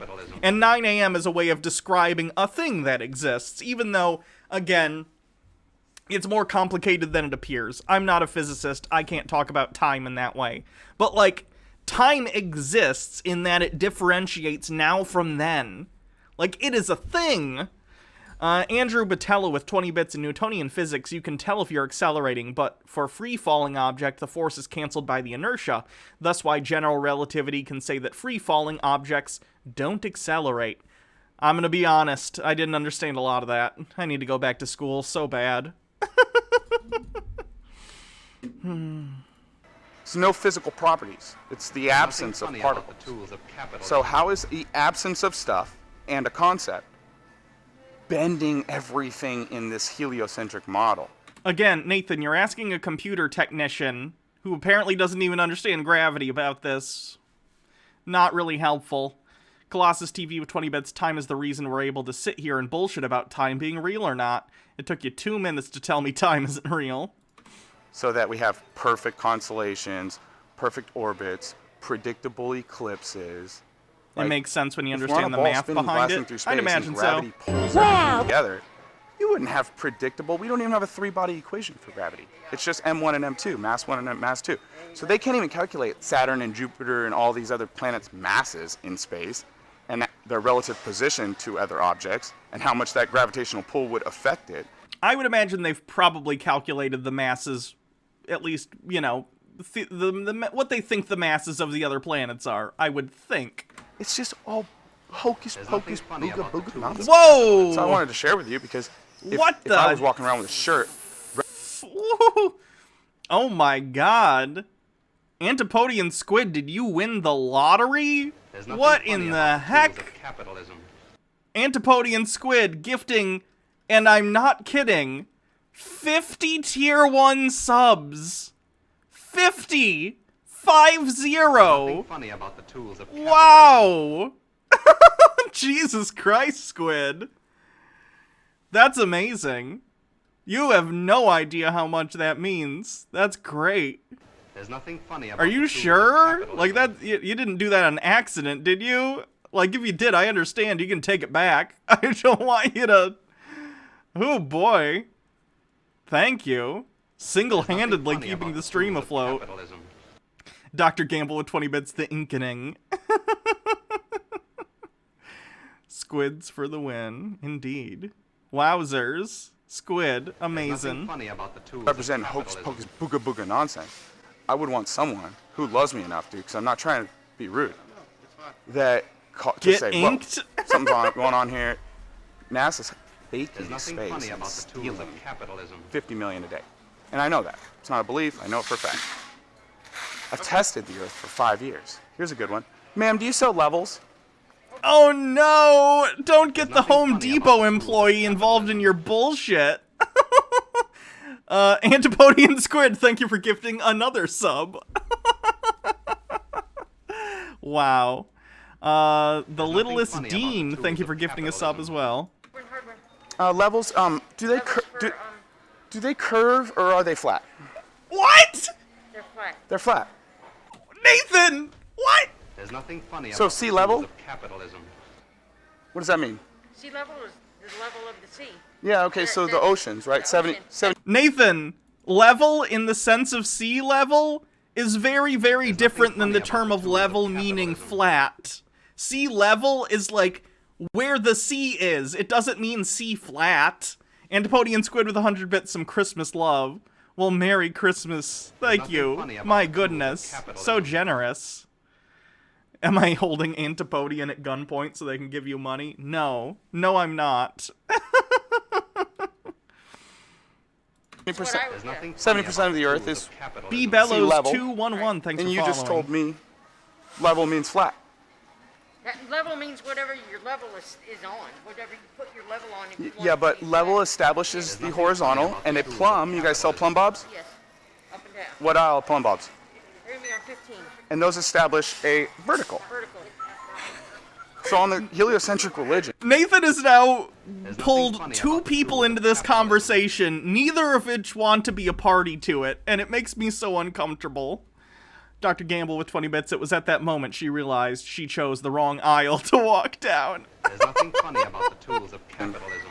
there is no vertical. It's always outward from the Earth. So plumb bobs technically should splay outward. They would be farther away at the top than they are at the bottom. There's nothing funny about the tools of capitalism. No, Nathan. You're vastly underestimating the size of the Earth, yet again. But they hang straight down, perpendicular to the Earth, always at right angles. Arcaria, thank you for 25 bits. Does he not understand words can have different meanings depending on the context it's used in? Maybe. He doesn't seem to in terms of level. Casual Snark, thank you for subscribing. Ask any engineer, any architect that comes in here, when you lay a plumb bob down and establish a vertical, so level is a synonym for flat. Right. So when you establish a level, you're establishing that something is flat. Right. So sea level is not sea curving around a spinning ball. Right? Hold on, can I give you something? Oh no! Oh, Nathan, Dude, don't! I know everyone's... You are awesome, bro. You stayed more than I expected. I have more flyers here. There's nothing funny about the tools of capitalism. Thank you. There you go. God bless you. Appreciate it. You too, sir. What was your name? Kyle. Nathan. My email's on there, Kyle. I really appreciate you, dude. You have a, Check it out. And I'll There's nothing funny about the tools of capitalism. you have a blessed day, bro. That's all I ask. I'm not saying believe anything I say. That's what those guys say. I They see say your thing, believe DM everything Trey. we I'll do it in say. a second. All right, later, bro.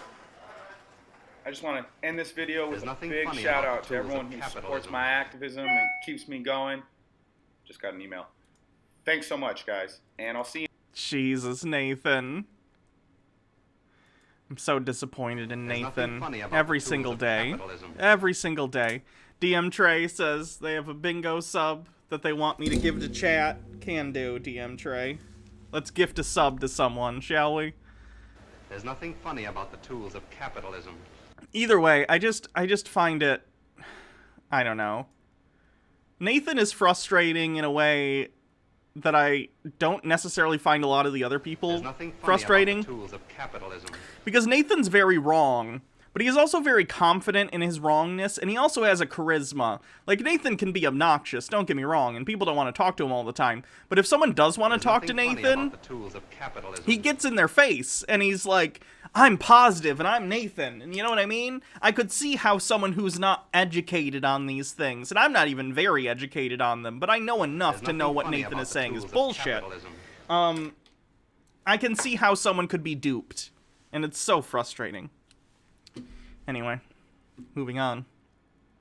B Bellows 211, thank you for There's nothing subscribing funny with about the Prime. tools of Let's see where we're at with the bingo sheet, shall we? We have Flat Earth Buoyancy, we have Thinly Veiled Anti-Semitism, we have Satanic Child Abuse, we have Illuminati Freemasons, and Spurious Symbology as evidence. We also have My Research, said not by a researcher. Nathan said that during the last video. We have, let me see if there's anything else. I think that might be about right. We got numerology as well. You're right. Yep. He did the 33 thing. So where's... Oops, didn't mean to move that whole thing. Let me see where numerology is on here. Numerology used as evidence. And then someone forgets correlation isn't causation. Was there a specific instance that you believe that applies to? Expert gives opinion outside of field. The IT guy? Oh my god, you're right. Expert gives opinion outside of his field for IT guy. Still no bingo? It's a lot of stuff marked off. You usually get one once we get to this point. If not, that's cool. Just, you know. 25, Flat Earther mentioning Buddha. You're right. Still nothing?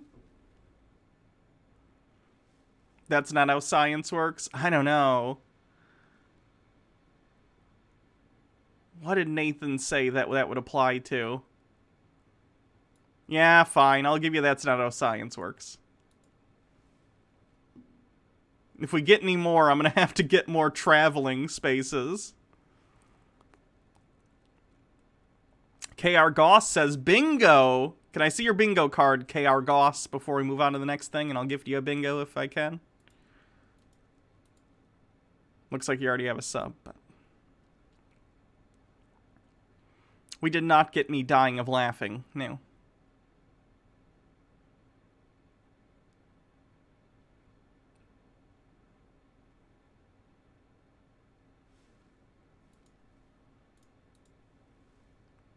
Thinly veiled anti-Semitism, numerology uses evidence, free space, demonstrating understanding of philosophy, spurious symbology is evidence. Congrats! You got it. I'll write your name down. If you ever want me to gift it to someone, let me know. Congrats. That's our bingo winner, KR Goss.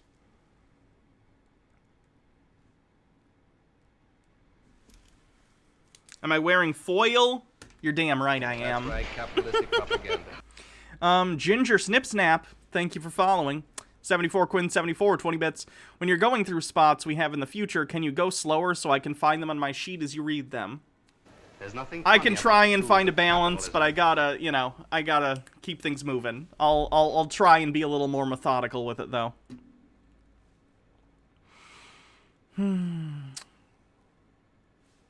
What's this? How NASA works? Everything is terrible? This'll be a cleanse. Let's do a little short cleanse. This is really exciting. Here I am at Space Mission Bible Camp. Wow! This is beautiful. Hey, I didn't know chipmunks could attend the Space Mission Bible Camp. Oh, God. Jessabel with 100 bits gotta go make a D&D character with my stepson for our new campaign. Have a good stream, everyone. Ooh, fun. Hope that goes well. Cool!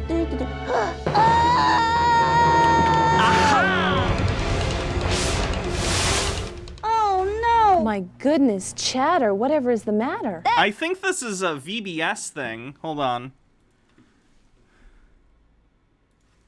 Space Mission Bible Camp VBS.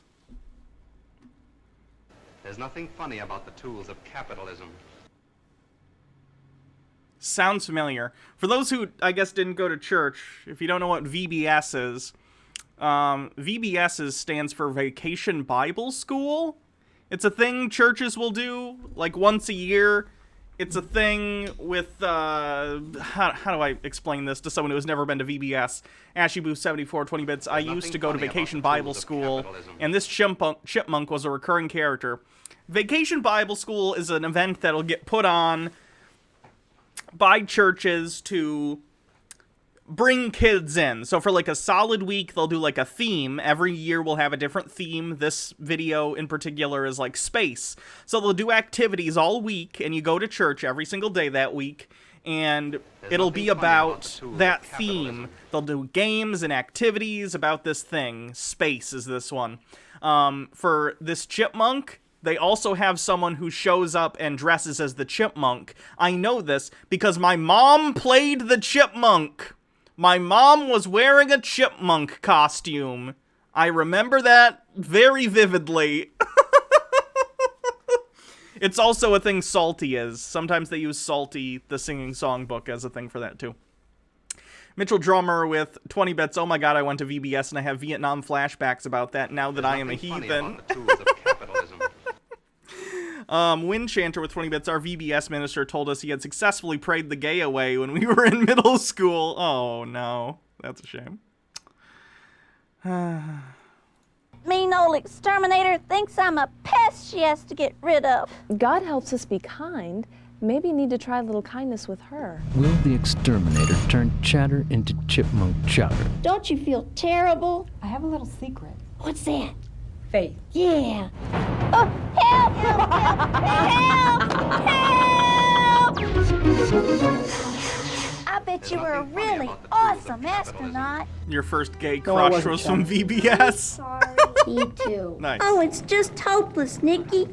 I'm never gonna figure out how to outsmart that old exterminator. Sometimes our lives are just like a space mission. What do you mean? There were lots of problems getting the space program off the ground. Lots of failures. Jesus is kind of like our booster rocket. And then Can we not talk about, like, the Challenger? That'd be great. Mitchell Drummer with 20 bits. Okay, this just turned into a furry fetish porn. And then Killjoy 102 with 100 bits. Did they just try to gas chamber the squirrel in this Christian film? Nothing funny about the tools of capitalism. he was telling the truth when he said he died for our sins. And you know what? If I'd given up all those times the exterminator was after me, I'd be a goner for sure by Why is it okay that no one's like, we need to stop this murderer? This is a sentient chipmunk. They're just like, oh, that exterminator trying to murder our friend. now. Isn't that the reaction when your friend comes to you and says someone is trying to murder them by gassing them? You just go, ha ha ha ha. So funny. What crazy antics you getting into this week? Everyone has a friend but me. I sure am glad that old exterminator isn't here to spoil our fun. I'll get rid of that pesky rodent once and for all. Oh no! I'm going to... Oh no, she's gonna shoot him into space? Enreath with 20 bits is someone who was not raised with any religion. I have only associated Jesus with cursing, so Christian media is always weird for me. And then Tellurian Katrin with 20 bits. I taught VBS as a secret heathen and found it, mostly harmless for the youngest kids. The indoctrination doesn't really stick and they just want to squabble over snacks. This is still giving me flashbacks. We had a cool one when I was a kid. The theme was basically like Honey, We Shrunk the Kids. So they had like big objects everywhere. So it's like, oh, you got shrunk down. You know what I mean? So they had like giant fake candy bars hanging around. They had a giant, like soda thing. I think that kind of thing's fun. So I don't know. To admit you to your very own space launch. I've just been offered a job conducting experiments at a new lab. In space. Oh my gosh, look, it's Chatter. Oh no!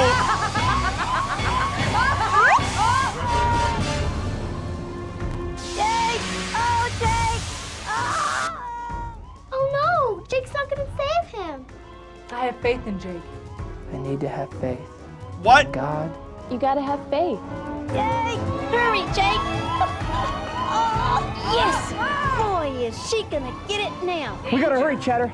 That rocket ignites and we're toast. Maybe you need to try a little kindness. The exterminator's in trouble. We really gotta help him.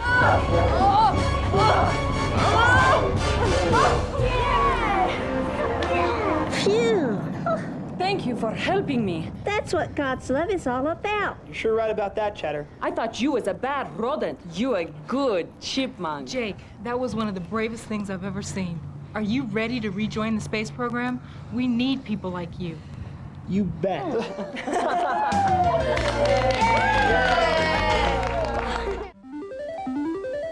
I love Everything is Terrible. They're so good. We should do a whole show someday that's just watching videos from Everything is Terrible. They're fantastic. Singers and models, anyone in particular? Madonna and Paula Abdul. Really? That's a good choice. And Dwayne, I was wondering, what fashion trends do you follow? Well, I usually look in magazines or see what the kids at school are wearing. Dwayne! Get it. Janet!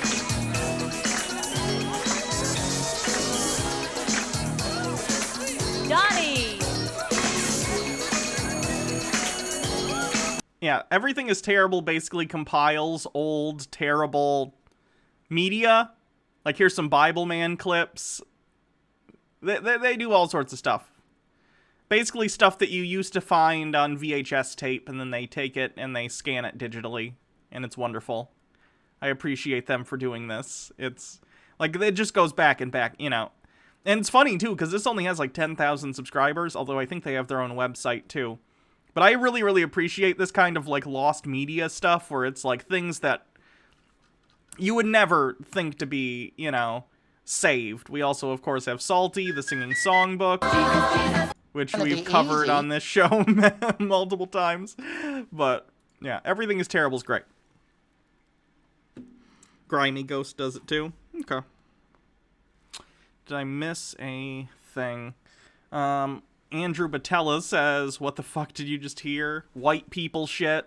It's just a bunch of white people shit. Okay, that's enough cleanse. It's probably time to get back to the conspiracy nonsense. Hey, if you haven't already, go ahead and give me a subscription over on my YouTube channel.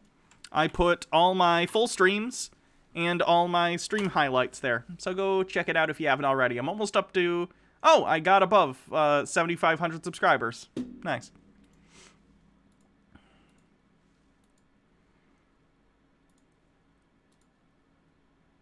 What does it mean to be a flat earther? I don't know if we're going to watch this. This is from someone I don't think we've ever watched before, called Taboo Conspiracy. So let's see if there's anything interesting here. Hello, everyone. My name is Taboo Conspiracy, and I'm a flat earther. As I've said before, I believe that flat earth is the key to ending our physical, mental, scientific, educational, financial, and spiritual enslavement. That's the only reason why I'm here, and that's why I'm passionate about the flat earth, and that's why the anti-truthers are trying so hard to shut us down. My topic for this presentation is, what does it mean to be a flat earther? We know that the media would proclaim that flat earthers are just stupid or uneducated, holding on to unproven, antiquated beliefs. I think part of that's true. They're certainly holding on to unfounded, antiquated beliefs based on pseudoscience, right? They're not doing actual science. They tend to do pseudoscience, and when they do actually do scientific experiments, as we saw in the documentary Behind the Curve, when it shows the Earth is round, they don't actually heed those results, which makes it not science. If you don't take your experiments and accept the results, then you're not really doing science, are you? But I think it's more complicated than calling, like, flat earthers stupid or stuff like that. In fact, I think that, and again, we do that sometimes on here for entertainment, but when we're talking about the flat earth movement in general, which I think thankfully is already on the downturn, so I'm not super worried about it. I think in another 20, 30 years, people look back on this and be like, wow, people used to believe flat earth for a little while there. But I think it more has to do with people being more susceptible to conspiracy theories, which isn't necessarily indicative of being stupid. It's indicative of having probably overactive pattern recognition, right? To the extent that it becomes harmful to yourself. You're finding patterns everywhere where they aren't really existing. And I also think it makes certain people feel special about themselves to be like, oh, I know this thing, that I'm on the secret little club where I know the real shape of the Earth.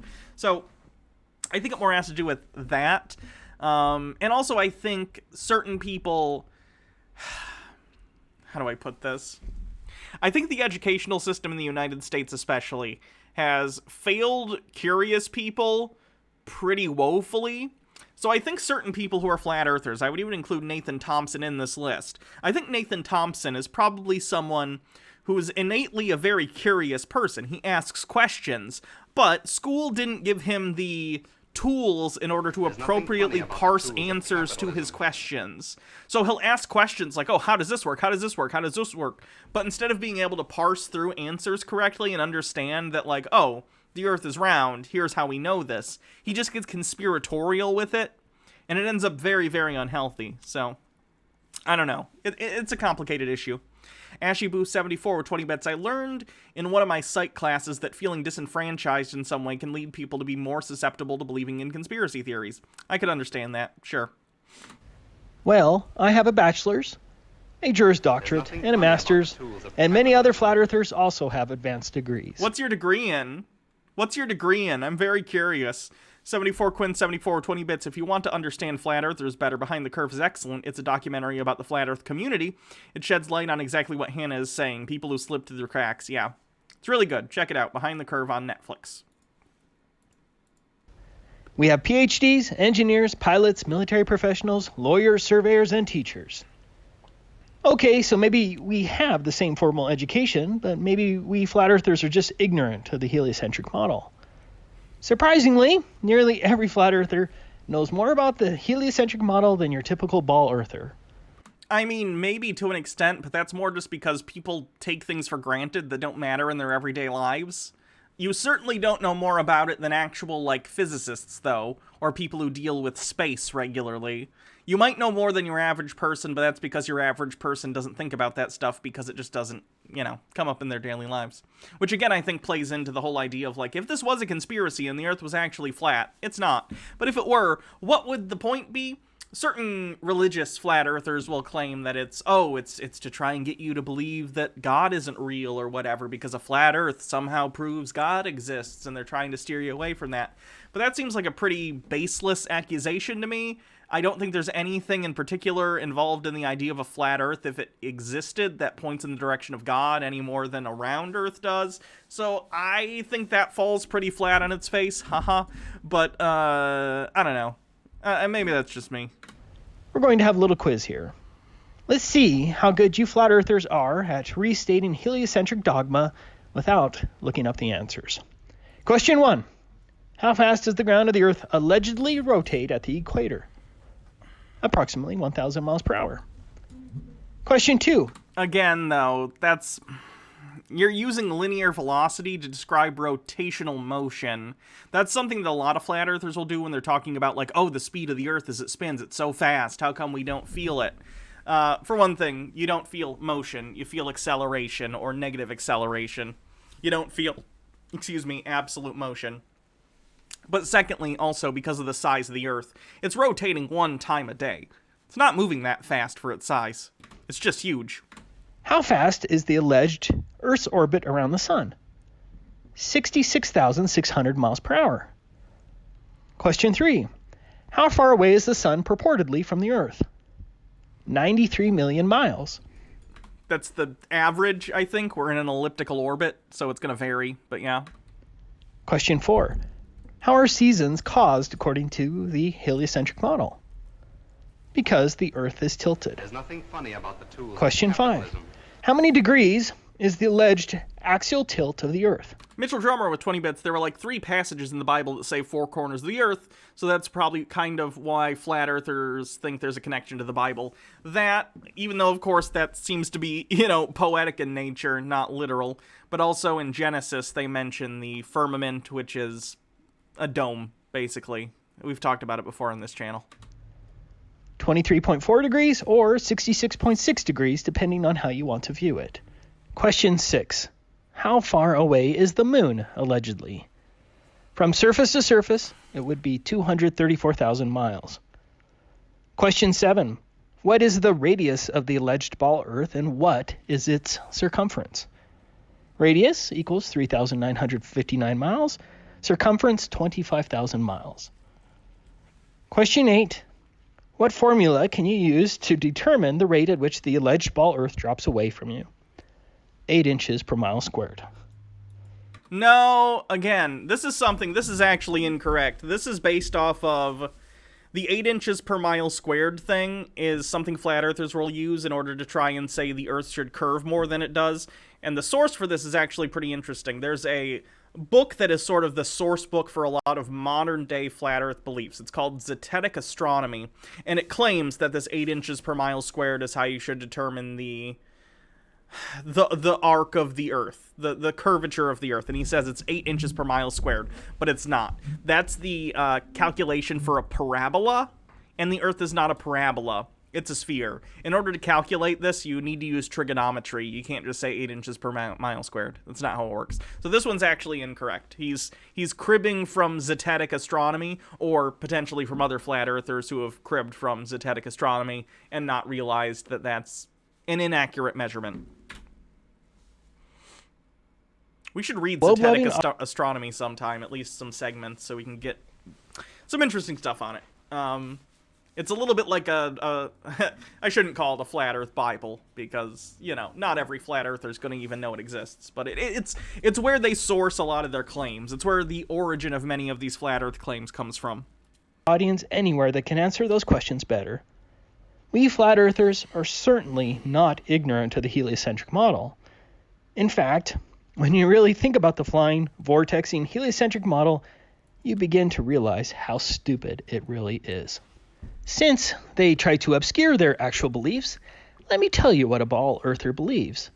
They believe all of the planets, moons, asteroids, meteors, and satellites of our solar system are chasing after the sun that is flying around our galaxy at a speed of 514,000 miles per hour. This video isn't scaled properly, but if you scale it properly with the sun having a diameter of just 1 centimeter on your computer screen, Pluto would then be outside your home 42 meters away from the sun. Yeah, the solar system is very, very big. Cosmological scales are difficult for humans to comprehend because we're used to the concrete. We're used to what we, observe in our day-to-day life. That doesn't mean those distances don't exist just because they're not something we experience personally through our observations in our everyday life. Because we have tools that we use to observe these things, telescopes, other ways of determining this stuff. Like, I understand, especially for flat earthers, it seems a lot of them have problems estimating size, and scope. They'll say things like, why can't I see the curve? For one thing, you kind of can through certain observations. The boat's going over the horizon, which they'll claim you can bring back using Nikon cameras and different things with optical zooms that are quite strong, which you can to an extent, but again, eventually they do go over the horizon. But they'll claim, like, when they're looking at a flat horizon, why don't I literally see it curving down like this, not recognizing that the Earth is so huge that you're not going to be able to see that with your naked eye.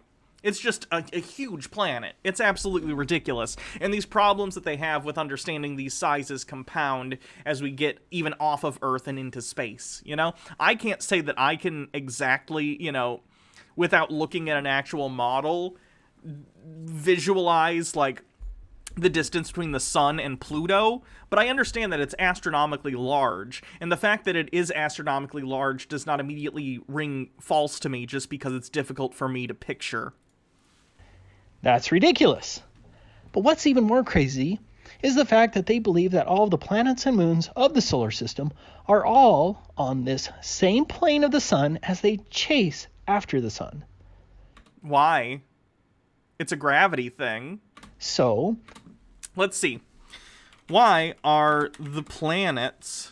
I forget what they call this. There's a word for it. The actual plane that the planets are on. Why are the planets on the same plane? The orbits of the planets are coplanar because during the solar system's formation, the planets formed out of the disk of dust which surrounded the sun. Because that disk of dust was a disk, all in a plane, all of the planets formed in a plane as well. Rings and disks are common in astronomy. Well, there you go. There's the answer. There was some notification. Catalina Gearbox, thank you for donating $3. Made the best broccoli and cheesy macaroni tonight. Yum. Sounds good. I like broccoli, macaroni, and cheese. I like broccoli. The ecliptic. Is that what it's called? The ecliptic. Coolio.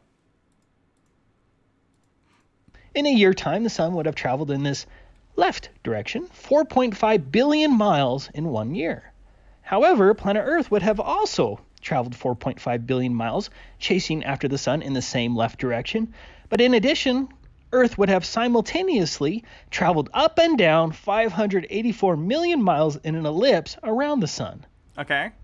If you're still struggling with the silliness of this... Wait, what's silly about it? Your incredulity is not an argument. These are all observations made by people who spent their entire lives researching these things and testing each other's conclusions. Like, if you have something that disproves the things that they've already proven with actual observations and math, then you should present them. But you just not thinking it sounds right isn't an argument. It just showcases your own ignorance. Next time you're in a marathon, try sidestepping back and forth at great distances while simultaneously trying to keep up with the leader, and maybe you'll see the problem. What? Do you think that me creating, like, self-locomotion by running is the same thing as orbital mechanics? Because it's not. There's nothing funny That's a about the tools of terrible capitalism. comparison. Ashyboo74 20 bits, you said cheese? Again, you know what? Someone already won bingo, so if you want to take it, go ahead. Someone already won bingo, though, so I guess it doesn't really matter. Like I've said before, I don't care how many degrees you have. This is stupid. No, it's not. It might be unintuitive to you, but that doesn't automatically make it stupid. And also, this isn't an accurate depiction of this anyway. Ball earthers Hi, believe Kitty. that a comet, like Halley's Comet, can get yanked back every 75 years and catch right back up with a zooming solar system right on schedule. What do you mean catch up? It's part of it. It's part of it. What do you mean catch up? Stupid. They believe that... It's all moving together. I don't understand why... Maybe it's because of this, like, illustration that doesn't take, like, the ecliptic into consideration and kind of has them trailing at all different depths. I don't know. There's nothing Even funny though the about Earth is tools of wobbling, capitalism. spinning, and vortex... Butterfiend69 with bits. I hate how smug they sound when they do this. Yeah, it's frustrating, but it is what it is. Through the vacuum of space at insane speeds, that the North Star has never changed position in recorded history, simply because... Untrue. The North Star actually was different during the time of ancient Egypt than it is today, and in another, I think, 6,000 years or something like that, it's going to change. It's currently Polaris, and it's eventually going to be something else. I don't remember the exact one, though. Because it's really, really, really far away. That's stupid. They believe that all of the wobbling, spinning, and vortexing through space cannot be felt, measured, or detected on Earth. Einstein himself said there was no optical experiment that can detect the Earth's motion. The point there being optical experiment, not experiment, optical experiment. And I don't even know if that ended up holding true. Just because Einstein was a smart guy doesn't necessarily mean he can come up with all science ever. I don't know. That's stupid. They believe that the moon appears reddish during a lunar eclipse because the sunrises and sunsets of the Earth are refracting onto the moon 234,000 miles away. That's stupid. They believe that a stellar... Just saying that's stupid when you're literally going against... And I understand that there are times when you can say something is just stupid. I understand that. But when we're talking about the entire book of knowledge of astronomy... of astrophysics, you need to give more than you just think that's stupid, because that's a terrible argument. I might even say that's a stupid argument. See, we can both do it. Like, what are you doing here? If all you're gonna do is call things stupid, what's the point of the video? Lily loves stuff with 20 bits. Yes, the North Star has changed multiple times. Holy shit, my third graders I traumatized with the heat death of the universe understood this. Alien occurs because the sun and moon, which are both above the horizon, somehow aren't really there but only appear there because of refraction, which strangely only happens during a lunar eclipse. That's stupid. They believe that the sun and moon only appear to be the same size in our sky, based solely on an impossible coincidence. No, it's not an impossible coincidence. It is, however, a coincidence, but coincidences happen. That's why there's a word for them. Batty Bell, thank you for the 685 bits, who is the new the new stream boss, that's the word. Kitty, do you know the Earth is not flat? You must know, Kitty. You must know.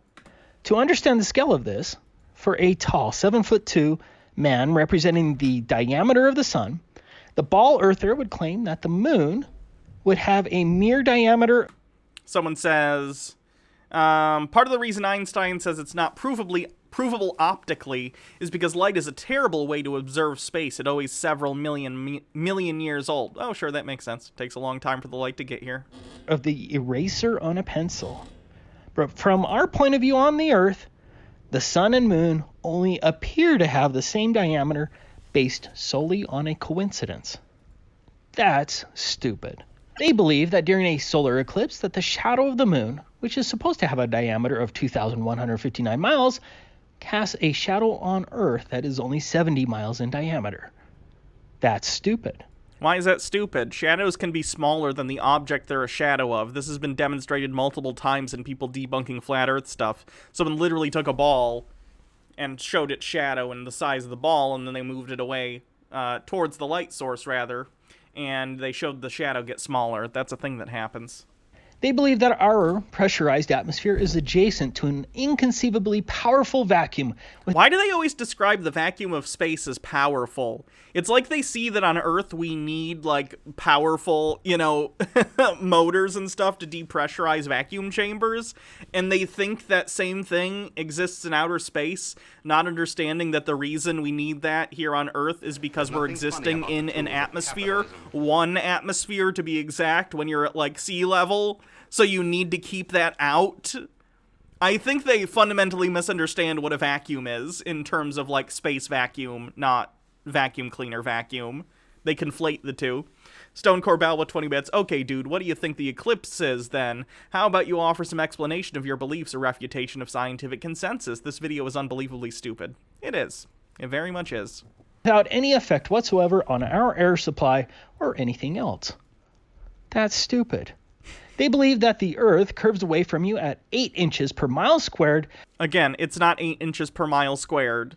That's a bullshit number pulled from zetetic astronomy. That's a calculation for a parabola. And guess what the Earth is not? It's not a parabola. Based on a ball Earth radius of 3,959 miles, and yet all the evidence demonstrates that we see. The Flower Girl 13 with some bits. Space is a Dyson. See way too far, and there is no measurable curvature. An Earth radius of 3,959 miles? That's stupid. Whether you're at the surface filming across a body of water or in an airplane with an infrared camera, they believe that you can see way too far because the atmosphere has this magical ability to remove all evidence of the curvature and wraps distant objects around the curvature. What? Not in these photos. You can see really far in these photos because you're at a high altitude. You're in an airplane. You can see farther away when you're higher up. Jesus. Big yikes, Frankie, with 20 bits. I have a degree in HVAC, and I'm here to tell you that believing in science is stupid. And then Lord Cuckbucket with 20 bits. What do these people think meteorites are, and why they aren't flat? Why would a god, if it exists, create a science that rocks in space like to form into balls? But nah, the Earth is the one thing that will be flat, just to mess with those hairless monkeys. It is interesting. Look at this dog and cat with 20 bits. I feel like this guy saw Kent Hovind's 100 Reasons Why Evolution is Stupid and thought it was a good idea. Probably. There's a pretty big crossover between flat earthers and creationists. That's stupid. They want you to believe that if you were to stand on the west side of Utah Lake with binoculars, that the opposite eastern shore, 13 miles away, should be 70 feet below the horizon. Again, he's using calculations that are completely incorrect for this. That's stupid. They believe that all of our oceans are bendy and conform to the shape of a ball, but these bendy oceans simply disappear whenever you try to measure or detect them, and are certainly No, they don't. They're just very big. What do you mean they disappear? Never encountered by naval forces. That's stupid. What do you mean never encountered by naval forces? Literally every boat is on the ocean. What are you talking about? Believe that the bulge of the Earth can disappear and relocate many miles further while leaving objects in between unaffected, like in this infamous Black Swan video from BMLS B69. Relocating geometric horizons in Earth bulges while not affecting objects in between, that's stupid. They believe that the only way to tell whether a distant boat is actually a mirage is by the curvature calculator. No, that boat is not a mirage. That is stupid. They believe in the story of the lunar lander, which looks like it was shoddily made by a high school drama club, complete with black paper, tape, gold aluminum foil, and curtain rods, which somehow achieved speeds up to 4,000 miles per hour on descent and ascent, was never tested or flown on Earth, somehow didn't leave a blast crater, included enough room for a blast crater. What are you again? I don't think this guy understands that just calling things stupid isn't a good argument, Big Yikes Frankie with 20 bits. This reminds me of Alexander the Great marching his troops to the river that marked the edge of the world, and even though they could see the land on the other side of the river, he had to turn around because his men were too chicken shit. Funny. For a fold-up dune buggy and had a miraculous air conditioning and fresh air system that could sustain life on the moon for more than 3 days. Again, it is miraculous that scientists were able to develop that. What have you done? Puffin Time with 20 bits. This stupid argument is really compelling, y'all. It always is. That's stupid. They believed those visible wires above the Apollo astronauts were only light reflections, and that the obvious vertical movie backdrops visible throughout the Apollo vertical movie backdrops, aka mountains. It's just an elevation change. Missions were actually real moon landscapes, despite the obvious line between the stage and the backdrop. That's a hill, and then it dips down, and then it continues. Have you never seen a hill before? How it can hill, and then there's a valley, and then behind it there's more elevation, and you can't see the valley because the ground's in the way. Do you not know how eyeballs work? That's stupid. They believe that the alleged ISS spaceship, which most certainly looks like a kid's model, which was never assembled on Earth for testing, is actually falling perpetually. Wait, why would they assemble it on Earth? That makes no sense. They built it in pieces. They built it in modules to then be put together in space. Why would they put it together on Earth first? You can't launch it into space. And there's potential for damaging these things if they tried to ship them to one another to try and put them all together on Earth first. They know what they're doing. As long as they did all their measurements correctly, it's fine. You launch them into space individually and then you put them together by docking them. At 17,000 miles per hour in the vacuum of space. That's stupid. They believe that the unproven force of gravity from the moon pulled... Again, no, gravity is a force we know about. You can do your own experiments on this. The Cavendish experiment is a good one for this. Students around the world do it all the time. ...the oceans towards the moon, but has no effect on anything else but the oceans. That's stupid. Who said it has no effect on anything else but the oceans? It has an effect on the oceans visibly because water is a fluid. In addition to the alleged gravity of the moon pulling the oceans, they believe that the moon causes high tides on the opposite side of the Earth by causing the Earth to bounce, which bulges the oceans away from the moon. That's stupid. They believe that the bright moonlight that you can read from is actually a reflection of sunlight 234,000 miles away off of a dark gray dust ball, in total contradiction of the inverse square law of light. How? Why do you think that's an inverse square law violation? That's stupid. They believe in 19,287 space satellites, which are never photographed except for those ones attached to balloons. You can go find pictures of satellites. Picture of satellites. Let's find some that are actually photos and not artistic interpretations. There's nothing funny about the tools of capitalism. That one looks like a real satellite. Hold on, pictures of satellite. Real pictures of satellite in space. There we go. Okay, there's one. There's one. There's nothing that about the tools of looks like the Apollo thing. Like, you can find pictures of these things. You can also see a live feed of the ISS that's on all the time. That's stupid. Kitty's trying to push buttons. I don't know on if the you've ever keyboard. taken the time to look at the supposed satellites deployed during the space shuttle, but do flat earthers use cell phones and GPS? How do they think they work? Well, cell phones usually work through cell phone towers, which is a different thing. But in terms of GPS, yeah, I don't know how they think that works. Is actually pretty ridiculous. Ashy Boo says, I get the feeling every time he says that stupid, he really means I don't understand this and don't want to. Yeah.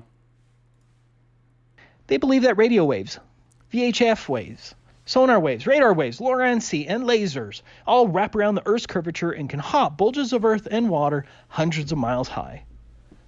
That's stupid. They believe in the Coriolis force when it comes to field goal kicks, Foucault pendulums, and the direction of your toilet drain, but then want you to ignore the Coriolis force when you ask about Felix Baumgartner's balloon flight for 2.5 hours at an altitude up to 128,000 feet. Without question, the atmosphere evinces no properties of spin or being attached to the ground, spinning 1,040 miles. Again, comparing a tiny ball spinning very quickly to a giant Earth spinning one time a day. Not a great comparison. Again, with their misunderstanding of size.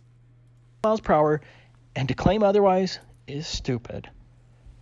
They believe that because the Earth spins, that the Earth is bulged at the equator, that the solid ground can bulge, but nothing else is affected by the rotation of the Earth. The bulge is very slight. Noodles Lolcat with 20 bits, Spirit Science Guy believes QAnon. Oh no. Oh god. Yeah. And its centrifugal forces. There's nothing funny about That's the tools stupid. Of capitalism. Cotton Candy 903 with 20 bits. All of these things can be researched in 5 minutes with the supercomputers we all carry in our pockets. Yep. It's stupid. I figured I'd use this guy's same argument since he likes that one so much. I believe that commercial surveyors, engineers, snipers, radar operators, pilots, military professionals shouldn't have to take into account the Earth's rotation or the supposed curvature. They don't have to take the Earth's rotation into account because we're all rotating with the Earth. If you're in the Earth's atmosphere, if you're taking off from the Earth, you're conserving the momentum. That's how momentum works. You're moving along with the Earth, even if you aren't in direct contact with it. Because for some reason, the Earth's rotation and the curvature evade all detection and don't actually need to be considered. They do. It's called elevation. If you're flying a plane and you're taking elevation into account, then you're taking the curvature of the Earth into account. That's stupid. They believe it's perfectly normal for a woman astronaut's hair to be sculpted into the Bride of Frankenstein instead of flowing naturally, like it would in a true weightless It is moving around. Environment. That's stupid. They believe that airplanes, regardless of speed or altitude, mysteriously tip their noses to automatically adjust for the mountains of curvature. That's stupid. They believe the geometric horizon drops as an observer rises, but ignore the fact that the horizon did not drop one iota as Felix Baumgartner got to 128,000 feet. He's not high enough. That's high relative to like an airplane, but it's not that high. You're still very close to the surface of the Earth relative to its size. I think that's the main problem with a lot of these flat Earth people. They're incapable of understanding the immense sizes and distances we're talking about when we're talking about the planet. That's stupid. They believe that the Antarctic Treaty and its enforcement protocols, which prevent all independent exploration below the 60th South parallel, was only instituted to protect the environment. That's stupid. They believe that it's just some strange coincidence that there is no north-south circumnavigation. There is. We've looked this up before. It happens, but it happens rarely because it's a pretty arduous journey, as it turns out. That's stupid. They believe the alleged ball planet of Pluto, coincidentally, Pluto's a dwarf planet, happens to have an unmistakable Disney Pluto dog on it. Alright, I'm sorry. Now that's stupid. They think they're like, ooh, we're gonna fake a planet. What do we put on the fake planet? Ooh, put a Disney dog. God, these people are ridiculous. Can we get a that stupid emote? Maybe. That's stupid. They believe that the first photograph of Earth in 43 years just happened to have the word sex spelled in the clouds. That's... I don't even see where he's trying to say that is. Hold on, let me take a look at this. He thinks it spells sex. This part kind of looks like an X. But I guess I don't see where it's supposed to...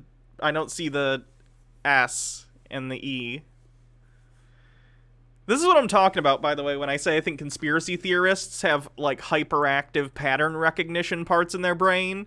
Because, like, they're looking at clouds and interpreting them as words, right?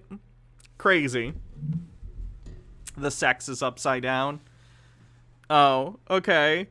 It still doesn't really look like that, but... Okay. Stupid. They believe that supposed space rockets, like the space shuttle, arc and look like they're falling down only because the rocket is leveling out in space. That's stupid. They believe that you were accidentally created by rocks and ooze and that life really doesn't exist. What? No, life exists. We're alive. We're talking about it. What do you mean? Evolution doesn't mean life doesn't exist. It explains how life differentiated and speciated over time. What are you talking about? It's not okay to say that the Earth is flat. I keep getting this question. There's no such thing as life, really. That we're very complicated rocks. Uh-huh. We're a chemical reaction that got complex enough to become conscious. Gotcha. She's saying things poorly. I understand what she's saying, but she shouldn't say things this way. Not that you should necessarily conform the way you speak to dumb people, but like, if I were a scientist or a science communicator, I'd like to think I would steer away from speaking about it like that. I understand the concept of like abiogenesis and, oh, you know, the Carl Sagan thing of we're all star stuff, but you don't want to say we're just rocks. And also saying life doesn't exist is kind of a stupid way to just describe that life is naturalistic. Very strange. That's stupid. They believe that a high-precision gyroscope, which retains rigidity in space, somehow automatically corrects for both curvature and axial rotation. That's stupid. They believe that a volcanic plume, which can shoot straight up in the air, is somehow unaffected by the spin of the 1,000 mile per hour ground below it. Again, it's all moving as part of the Earth. I don't think these people understand momentum. Canadian left support with 20 bits slams hand on table. Learn gravity. Learn gravity. Like, seriously, this is why I have trouble watching these streams, because these people frustrate me so much with how incredulous they are. Yeah, it's frustrating. That somehow the upper layers of the plume speed up to keep up with the lower levels of the plume. That's stupid. They believe conformity is a virtue, parroting is intelligence, and any statements outside the approved narrative must be censored. No, they're just trying to correct you when you say wrong statements. Because flat earthers say a lot of really wrong statements. That's stupid. To be clear, I'm not calling ball earthers stupid. But their irrational, unproven, silly beliefs... Glass houses. Glass houses. Void of all evidence are certainly stupid. And if you refuse to think for yourself and to investigate the flat earth with an open mind, that is stupid. Now that we've covered much of what a ball earther believes, what does a flat earther believe? I can't speak for everyone, but this is what I believe as a flat earther. Oh boy. Based on all of the evidence, I believe the earth is a flat and motionless plane because all reasonable and objective tests that you can perform indicate the earth is flat and stationary. These tests are repeatable, observable, and falsifiable by anyone. No presuppositions, no pseudoscience dogma, and no appeals to authority figures and conformity. Simply stated, the evidence supporting a flat and stationary Earth far outweighs the evidence of a whirling, twirling ball flying through the vacuum of space. As shown now by hundreds of videos and photographs, there is no measurable curvature, even though the curvature should be easily detectable with modern instruments. And again, the Earth is huge. We have photos of the Earth from space, but every time one of you people gets shown it, which clearly shows a curve, all you do is say, that's fake. It's fake. So literally, all they've done is disqualify categorically all evidence that's photographic that can show them that the curve exists. They want to see it with their own eyes, but you literally can't do that unless you go to space. I want commercial space travel to become a thing so bad, specifically just so the flat earthers can go to space and see this shit. Casual Snark says, and yet every other planet is round. I think some of them, depending on the flat earther, they believe different things about what the planets are, so it's going to depend. Cotton Candy 903 with 20 bits, they don't realize that that's stupid isn't an argument. You don't say. And then Stephen J. Neptune Man of 20 bits. Why is this guy using conformist like the goth kids on South Park? I think because a lot of flat earth ideology centers around the idea that you're special, you know? You're not following those authority figures known as scientists. You're a cool kid that's doing experiments in his backyard or whatever. Ashy Booth 74 with 20 bits. The only real evidence is the evidence that supports what I already believe. Experienced in everyday life. Even at heights more than 121,000 feet. There's no curvature. Again, he's not that high up relative to the overall depth of the atmosphere. And that belies everything we've been shown and told since we were children. The Earth is huge. These people really, really don't understand how big the Earth is. I believe that geometric bulges of the ball Earth cannot disappear and relocate to present a false flat Earth. And let us see... Cotton Candy 903 with 20 bits. Professor Dave Explains on YouTube has a good series of videos debunking flat Earth with no science. I've seen those. They're pretty good. He uses the moon and some other stuff. It's pretty good. Shaded Black Sea with 50 bits. Flat Earthers, the awkward uncle of the internet. Or detect objects that should be hidden by mountains of curvature. Angry I believe in Arifa, honest thanks skepticism and demand clear, rational, objective, demonstrable, testable, repeatable, and relevant evidence to prove the shape of our Earth. I believe the Earth is not in space, and that space, at least as it's widely understood, is fake. Space has been faked by NASA and all of the other fraudulent space agencies and their corporate subsidiaries, as shown by all the wires, ridiculous toy models, space bubbles, and many CGI mistakes. I believe the Apollo moon missions, which ended 48 years ago, were poorly faked, with 1960s movie props, wires, models, paintings, and obvious movie backdrops. Because NASA has faked space and the moon landings, I believe that NASA is a criminal organization stealing $62 million per day from the American taxpayer. Again, to what end? To what end would they be doing this? You claim that they're stealing, however many tens of millions of dollars a day, which isn't even that high relative to, like, the military budget or anything like that. NASA's funding is, honestly, today, lower than it was in the 60s relative to inflation. The NASA budget isn't that high for what they do.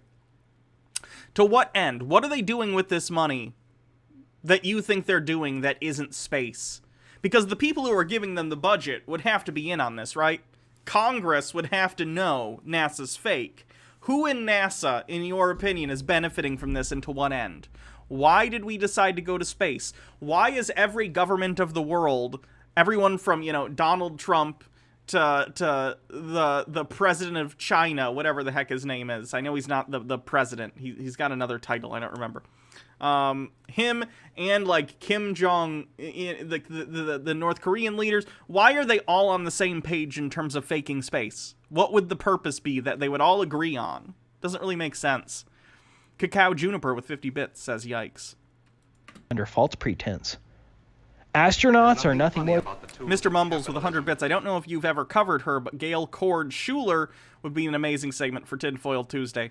That's a little depressing to me. Gail's pretty darn depressing. She clearly needs meds, so I don't know if I'd feel okay covering her. Funny about the tools of capitalism. Didn't seem like that security IT guy was getting any of that 62 million. Yeah, seems not, huh? Than poor actors who lie continually and should not be venerated by children. I believe that if NASA and their subsidiaries faked any of it, as the clear evidence shows... What do they mean, the subsidiaries of NASA? Are they talking about, like, private sector partners, like SpaceX? Because SpaceX isn't a subsidiary of NASA, nor is, what's the other one? They do airplane stuff. Boeing. Like, these agencies or these companies are not subsidiaries of NASA. They're government contractors. I'm not exactly sure what they mean by subsidiaries of NASA. Then we can rightfully assume that they fake all of it, which they do. That is the logical and right approach. I believe that it's impossible for a pressurized atmosphere to exist next to the unbelievably powerful vacuum of space. Your belief is based on a lack of understanding of how gravity works, the atmosphere works, and how vacuums work.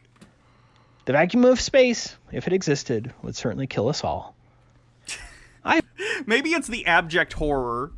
Like the existential dread of knowing that you are in space and that anything could kill us at any moment. Maybe it's just too much for them to handle, so they have to come up with this conspiracy theory so they're not horrified every second of the day. I believe that it's okay to theorize and speculate, but theories and speculations do not constitute fact. Hypocrisy, thy name is taboo conspiracy. Stone Corbell with 20 bits. Does he think a vacuum is like a vacuum cleaner that constantly sucks air? Because that's not what it means. Yeah, I think they think it means it sucks. But our beliefs, and should never be stated as fact. I also think I mentioned earlier in this video, but I think because they see like a vacuum chamber on Earth requires a lot of energy to maintain that vacuum because you're like sucking out, you know, all the air. And that's difficult to do on Earth because we're in an atmosphere. There's constantly, if you're at sea level, one atmosphere of pressure trying to get into the vacuum. So I think because of that, they think that space is something similar, and then it's gonna like try and suck the air out, but that's not how it works. I think it's a misconception. I think they're conflating the mechanics of making a vacuum here on Earth with how vacuum works in space, and not understanding that there's a difference between the two. Empty the Tanks with 20 bits. Just booked a flu vaccine in preparation for work placement next year, Hannah. Would you ever cover anti-vax stuff more closely like you do with Flat Earth? Yeah, I had some anti-vax videos actually pulled up for today that will probably push to next week just because we're already coming up on 3 hours here. But, yeah, we'll do more anti-vax stuff in the future, especially as, of course, the COVID vaccine continues to be rolled out around the world. All the anti-vax people are freaking out about it, so there'll be plenty of stuff to cover. Cotton Candy 903 with 20 bits. Believe doesn't mean correct. I can believe I can fly all I want, but that doesn't make it true. Yeah. Fact. I believe in a humble, true science based on the actual scientific method, which includes an independent variable that can be manipulated to change the dependent variable. And I certainly do not believe middle school level science. Good job. In dogmatic, top-down narratives. True science should welcome all questions and challenges. Innsmouth Swim Team with 25 bits. Team Dark Chocolate. I like dark chocolate. Yeah, you can. You can posit things with your hypothesis, but like any activity, you're sort of dealing with the idea of opportunity cost, right? So when you're doing science, it makes sense to work off of concepts that have already been tested and proven in the way that anything can be proven outside of math, right? Not proven in the math sense, but, you know, evidenced highly where it's accepted at that point. It makes sense to start from that framework, otherwise you're wasting a lot of time redoing things that other people have already done and tested for falsifiability time and time again, right? Like, you could absolutely go back to fundamentals and test things like, you know, the Cavendish experiment. People do this in schools all around the world all the time. But when you're an actual researcher, you don't want to spend your valuable time and equipment on things that have already been covered time and time again. Typically, it's the new stuff that you're trying to publish and then have other people test, right?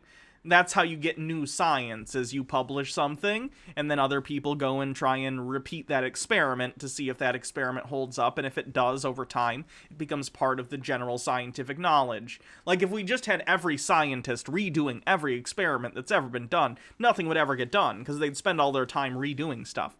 Now, repeatability is a huge thing in science, and you repeat other people's experiments, but typically when you're an actual researcher, you're repeating things that are, you know, not necessarily part of the common knowledge yet. They're newer things that you're still determining whether or not they hold up to scrutiny when they're tested time and time again with the same variable. So, I don't know. Because this video makes Al Gore regret ever claiming to invent the internet. So much of science is now based on nothing but phony stories, blunders, and dogma. We must give science and academia a major overhaul. I do not believe in groupthink, but I believe in our own God-given individual intuition, reason, and logic. I don't believe in groupthink, but I do believe that we've been given reason by the magical man in the sky that I've been told exists. Cool. I believe every person must think for themselves, conduct their own objective research, and reach their own rational conclusions based on demonstrable evidence, and you'll never hear a ball earther tell you the same. I believe that institutionalized conformity is destroying humanity, and the evidence of our idiocracy is unfortunately becoming clearer every day. Someone count that on the accidentally correct board. I believe it is our duty to share truth to the best of our ability. Finally, I believe in Jesus Christ. In fact, I love Christianity and the Bible. But I believe that any good and truth-loving individual from any background is welcome to my Flat Earth family. In conclusion, I can only advise what every Christian should know, and that is, prove all things, hold fast that which is good. May God bless you all in your pursuit of and sharing His truth. Merry Christmas. Jeez. Okay, this person's going. Oh, I already have him. Great. Interesting. I always find, I don't know why, with flat earthers, a lot of it is the same argument over and over again, but something about it, it's fascinating to me. And I don't know why. Why do I care so much about it? It's very interesting. This show is as much an exploration of my strange obsession with these people as much as it is an exploration of them. I don't know. Casual Snark with 20 bits, I believe watching this video has me utter the words, Jesus Christ. Beautiful. You're a masochist? See, it's not, though. It doesn't really hurt me to listen to these people be wrong. I just find it so fascinating, and I don't know why.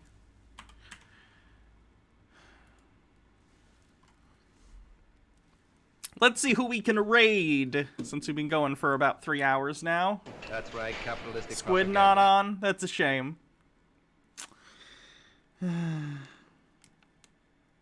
I missed something. DM Snow Owl, thank you for following. Maybe Live Posting? Live Posting's live?